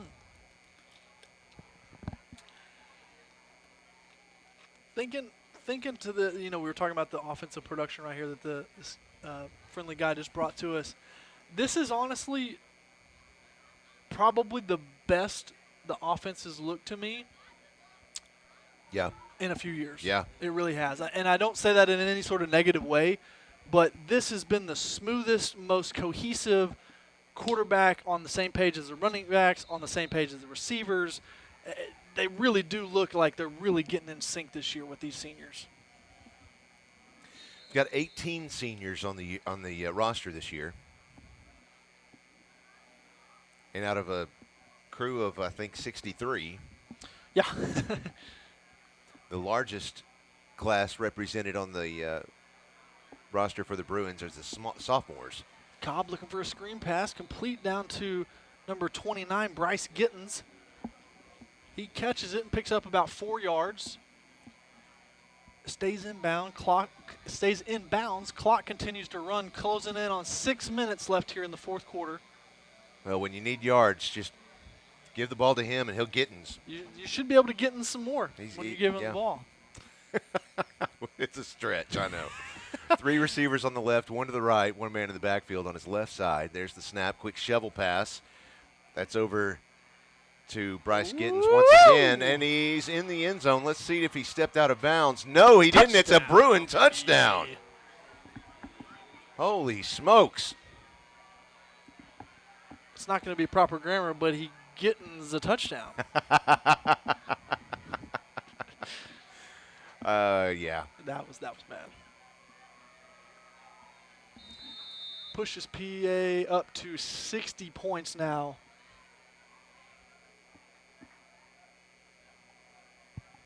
Thomas Cotton steps back for the extra point. Hold by Katros is down a little late. Yeah. And that goes just into the backside of the PA offensive line. They didn't even signal one or the other, nothing. I mean, just don't give us any signal at all. We can see it, sure. I think I took that one as a miss. Yeah, I did too, but at the same time, it's like, what if you didn't see where it went? Right. Yeah, so right now the Bruins have 60 over the Patriots 29. It is a 31-point lead. Yeah, and what's curious is that they've got the clock. The running. clock is So running. I don't know. Maybe Is that's there a a Mississippi rule that it's 30. Maybe the Mercy rule's at 30. Is there a running clock rule? I guess I'm going to step out and ask them. Okay.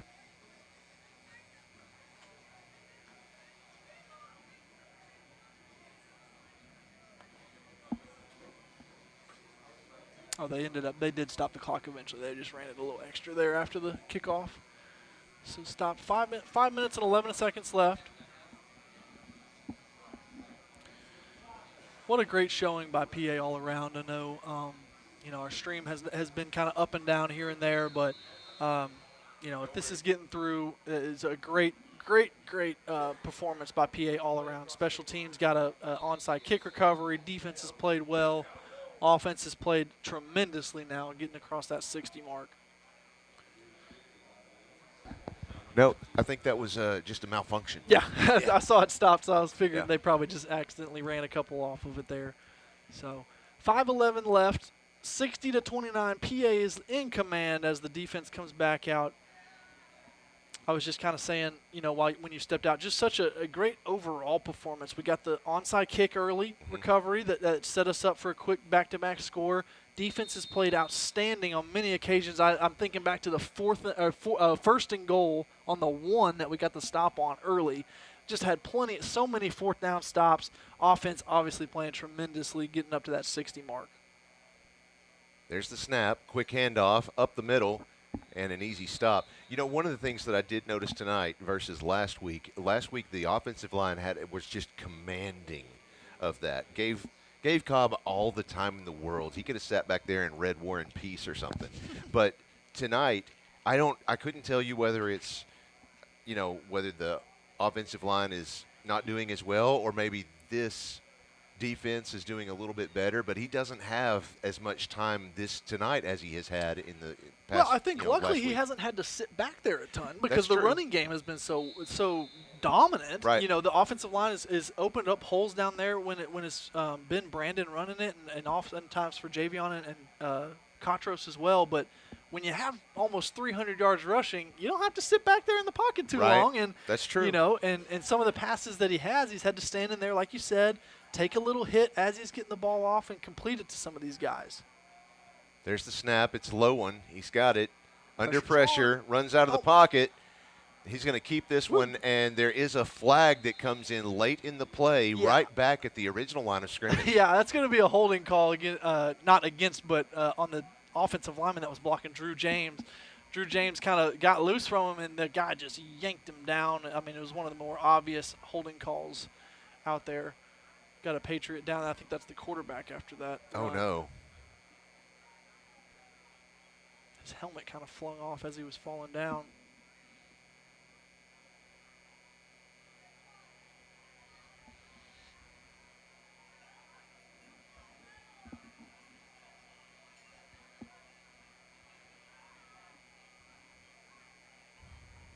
Hopefully it's just a cramp or something. But yeah, the somberness doesn't. It doesn't seem like a cramp to me. He seems like he's in a lot of pain. Yeah, that seems like it could be something. Oh, wait. Oh no! I thought they were about to let him up on his feet. They were about to pick him up. Here he goes. And, oh man, he is definitely favoring that left side of right ankles. Something. I don't know. Ankle injuries are overrated.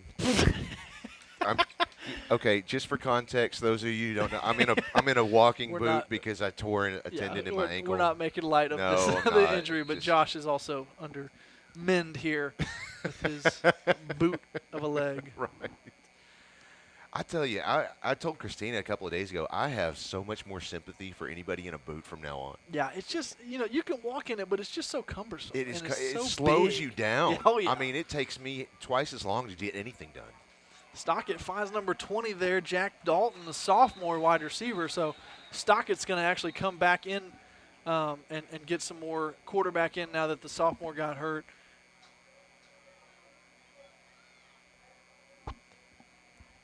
Three minutes, 34 seconds left in the game.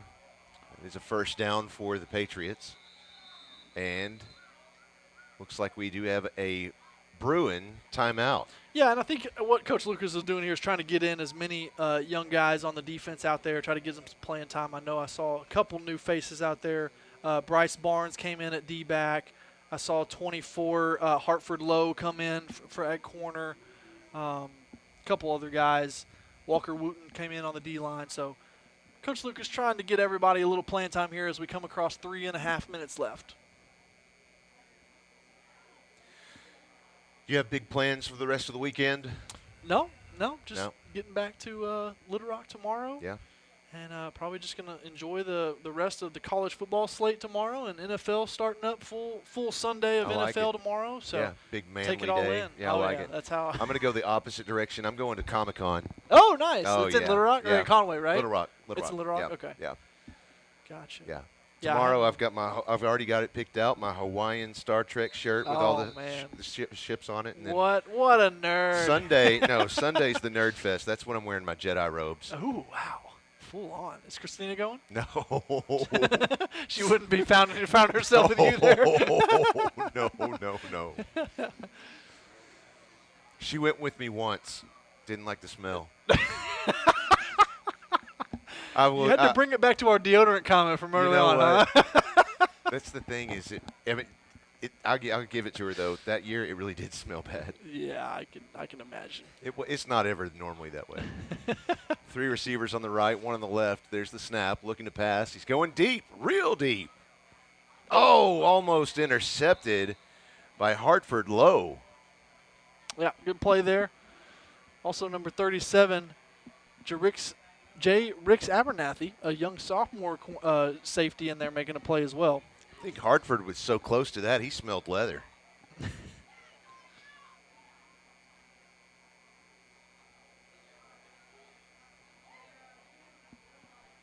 Third and 6 coming up. 3 receivers right, 1 left.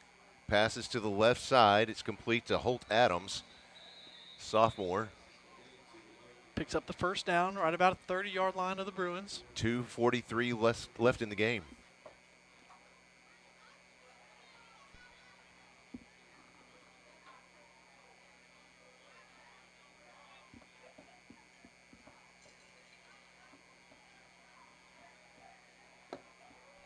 PA making a couple more substitutions. Yep. Let's see who You this got is. 25 and 31 coming on. 31, Gus Connell coming in. 25, Max Allison coming in at linebacker. A couple young sophomores getting some action here in Madison, Mississippi. You say the name Connell, and of course I think of Homer's. Oh, yeah. Yeah, no doubt. Homer's Kitchen Table. Can't get enough of that place. Just ate there yesterday. Man, if only we had that in the press box up here tonight. God, I could hit something hard right now. Although they fed us here too. Yeah, we had walk-ons. Yeah. It was actually really good food. Stockett looking right, got time, looking in the end zone. Going to the end zone, yeah, found him. That was number 3, Bar Biggs. What a name.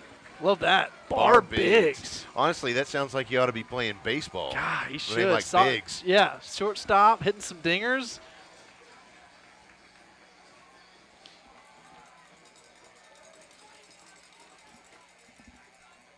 I don't know why, but when you said dingers, I immediately thought of the pitcher from LSU who got to hit. Oh, you remember that? Yeah. He stepped up and he's like, "Oh yeah, coach, I used to hit dingers." And he's like, "No, I'm just kidding. I got to hit BP every once in a while, but I never took an at bat." He's like, "What? You never hit in high school?" Yeah, that was good times. Oh, okay. And just a quick injury update on the injured quarterback from MRA. They've got the cart out now. They're about to load him up. Yeah. So I hate to see that, man. Came in as substitution duty for the starting quarterback. And I hate to see that for anyone, especially this early in the season. Yeah. And I'm sure he's in a lot of pain, but I think there's some anguish there about just that fact as well right now. Yeah, going to miss out on so much, probably miss out on some practice time and obviously some game stuff too.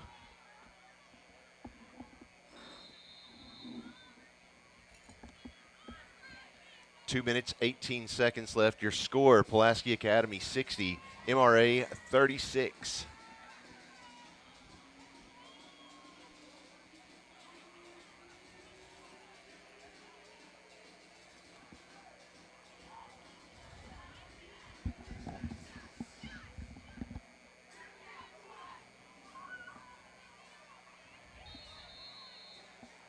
Got number 33 out to kick off back to the Bruins, Wade Hansford.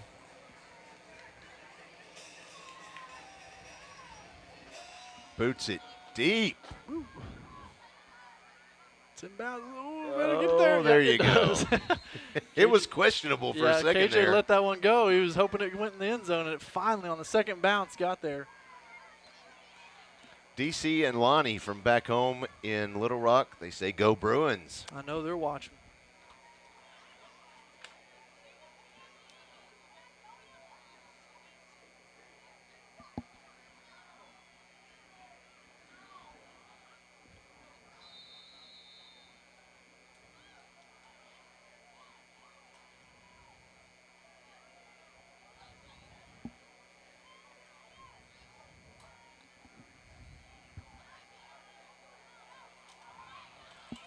Is that 29? Nope, 13. Yeah, I think we got Sam Hurtado. Hurtado out there at quarterback. He's Keeps going to keep the it. left side. Makes it back to the 20 and might have picked up a yard.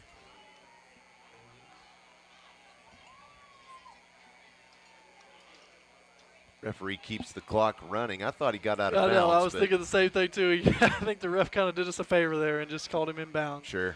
Keep that clock running a little bit. Under 2 minutes left. Be 2nd and 8. Hurtado again in the shotgun. Twins on either side of the formation.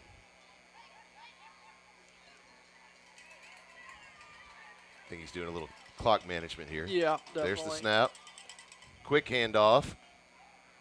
It's Bryce Gittens with the carry. Again, gets out of bounds.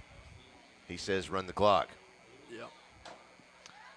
And, one thing that stands out to me is, what really proves that MRA has a good culture around football and around athletics is if you look in the stands, they're down by 24 points.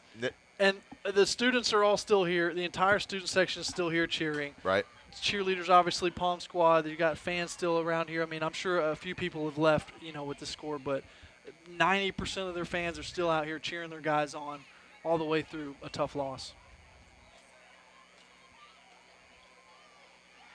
50 seconds left in the game. There's the snap. Ooh. Another handoff. He's going to get stuck behind the line. Yeah. Coach Taylor walking in the booth here. I think we need to get a piece of him at the end of this game. 30 seconds left. Clock is rolling.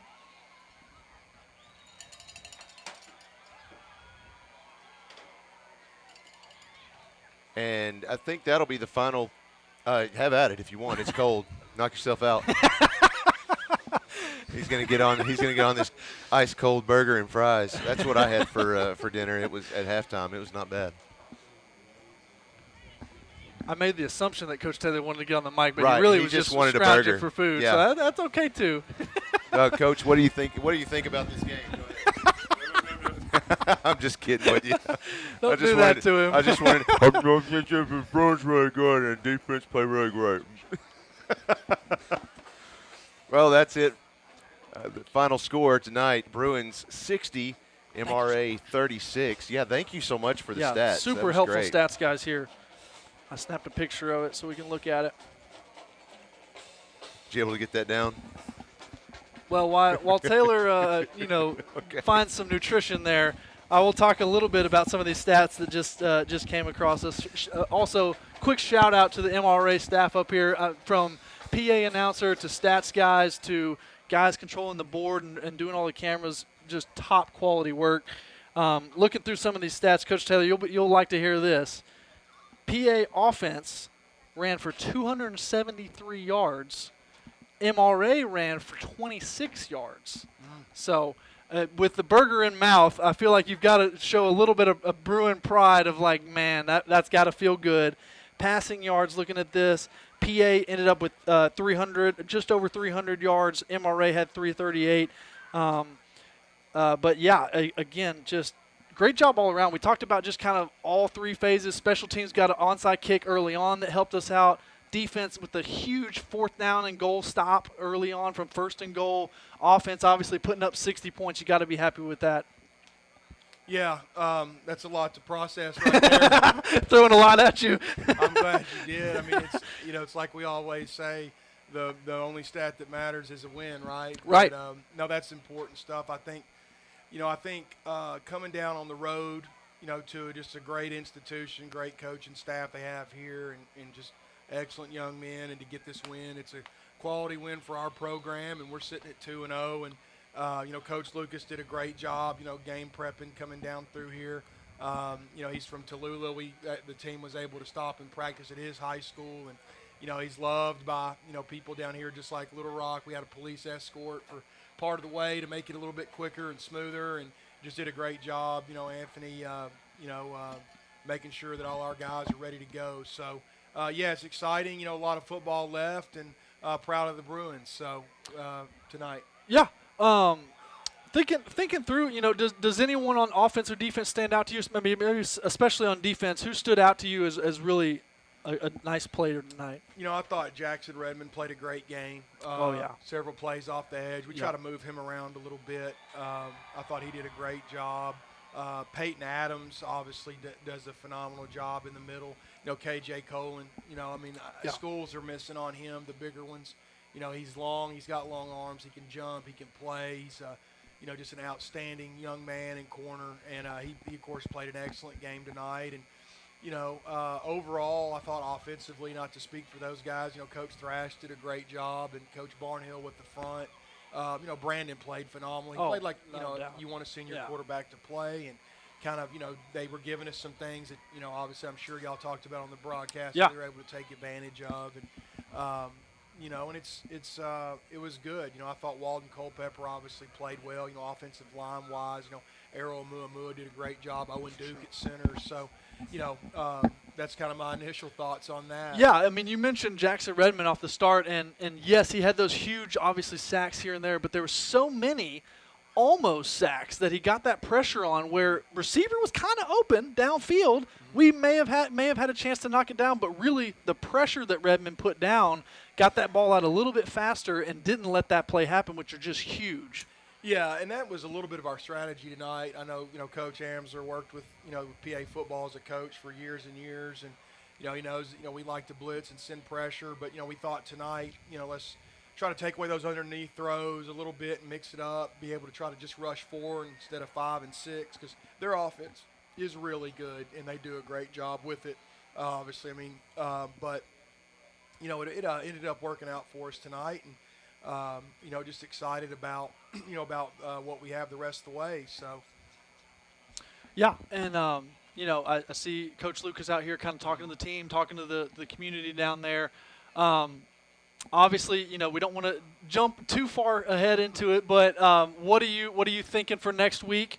We got another non-conference game coming up. And before we get into the conference play, have you looked any at Monroe yet, or not yet? Oh, I've looked at West Monroe. You can't not look at West really?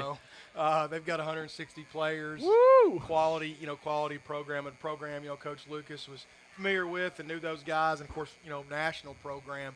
So they're coming to Little Rock. It'll be a totally different type of game as far as, what they try to do and their athletes. And so our guys will be up for it. I did want to give one more shout-out to Camp Caldwell, who came in and played some nickelback for us tonight. Yes, yeah, we saw that. And he recovered the onside kick, I think, too. I think he got that rebound from Landon O'Donnell. And, but Camp played a great game. Proud of him, just like all the other guys. And, with the level that we're playing at now, we've embraced that, and we're excited about it. And I know y'all have talked about it. Every week is just a challenge. It's not going to ever be easy. It wasn't easy here, and it won't be easy next week. And, that's exciting for people that love football and want to get better. So yeah, to me, this game was all-encompassing. One of the most cohesive.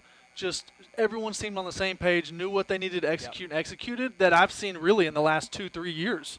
of PA. Yeah, we did I thought, Coach Jones is coaching the secondary, doing a great job with them, and he did a good job of making sure we had some things that they, we saw on film that they really liked to do, and we kind of took that away from them successfully. But it's a journey, and it's a great leg of the journey. And just want to say one thing, my close friend and our athletic director, Jason Wyatt's here, is here with the team and helping get everything ready. Just appreciate, his leadership and support in the athletic program, even though he stepped away from coaching. Head of school, Gary Sullivan's here.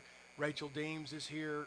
Just great support from the PA. Which is, yeah, that's so huge to have them. Yep. I mean, we're 4.5 hours away from Little Rock, and to have Yeah. 3 of your top administrators of the school down here, that you don't have every school that does that. No, you're not gonna find many. And I know No. there was a lot of other people, tuning in back in Little Rock, or maybe even over there sneaking over to Stillwater a little early to see what Bobby Petrino's going to do. So, anyways, All right, we'll sign off. What prediction for Razorbacks?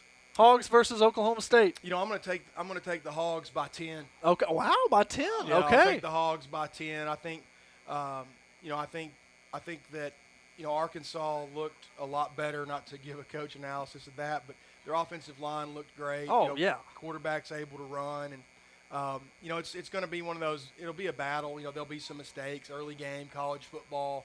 Everyone's fired up, but I think Arkansas is really heading in the right direction. At this point, and I mean, there's not a better offensive play caller in college football than him. Yeah, and I mean, people I think put light to it because it was UAPB, but just the fact that you score touchdown on 10 straight drives, I don't care if it's 7th grade or NFL, to do that with no mistakes. Obviously there were some mistakes, but they overcame all that and ended with a touchdown. Yeah. That's something to say. There's some organization there that we have not had. And I know that I know we're branching off into this, but Arkansas was what, 4 games, one score losses last year. Mm-hmm. And everyone's kind of on Pittman, down on Pittman, whatever it is. But I think at the end of the day, those guys are competing hard. Their defense took steps forward last year. They bring some of those guys back, picked up some players, and at the end of the day, I mean.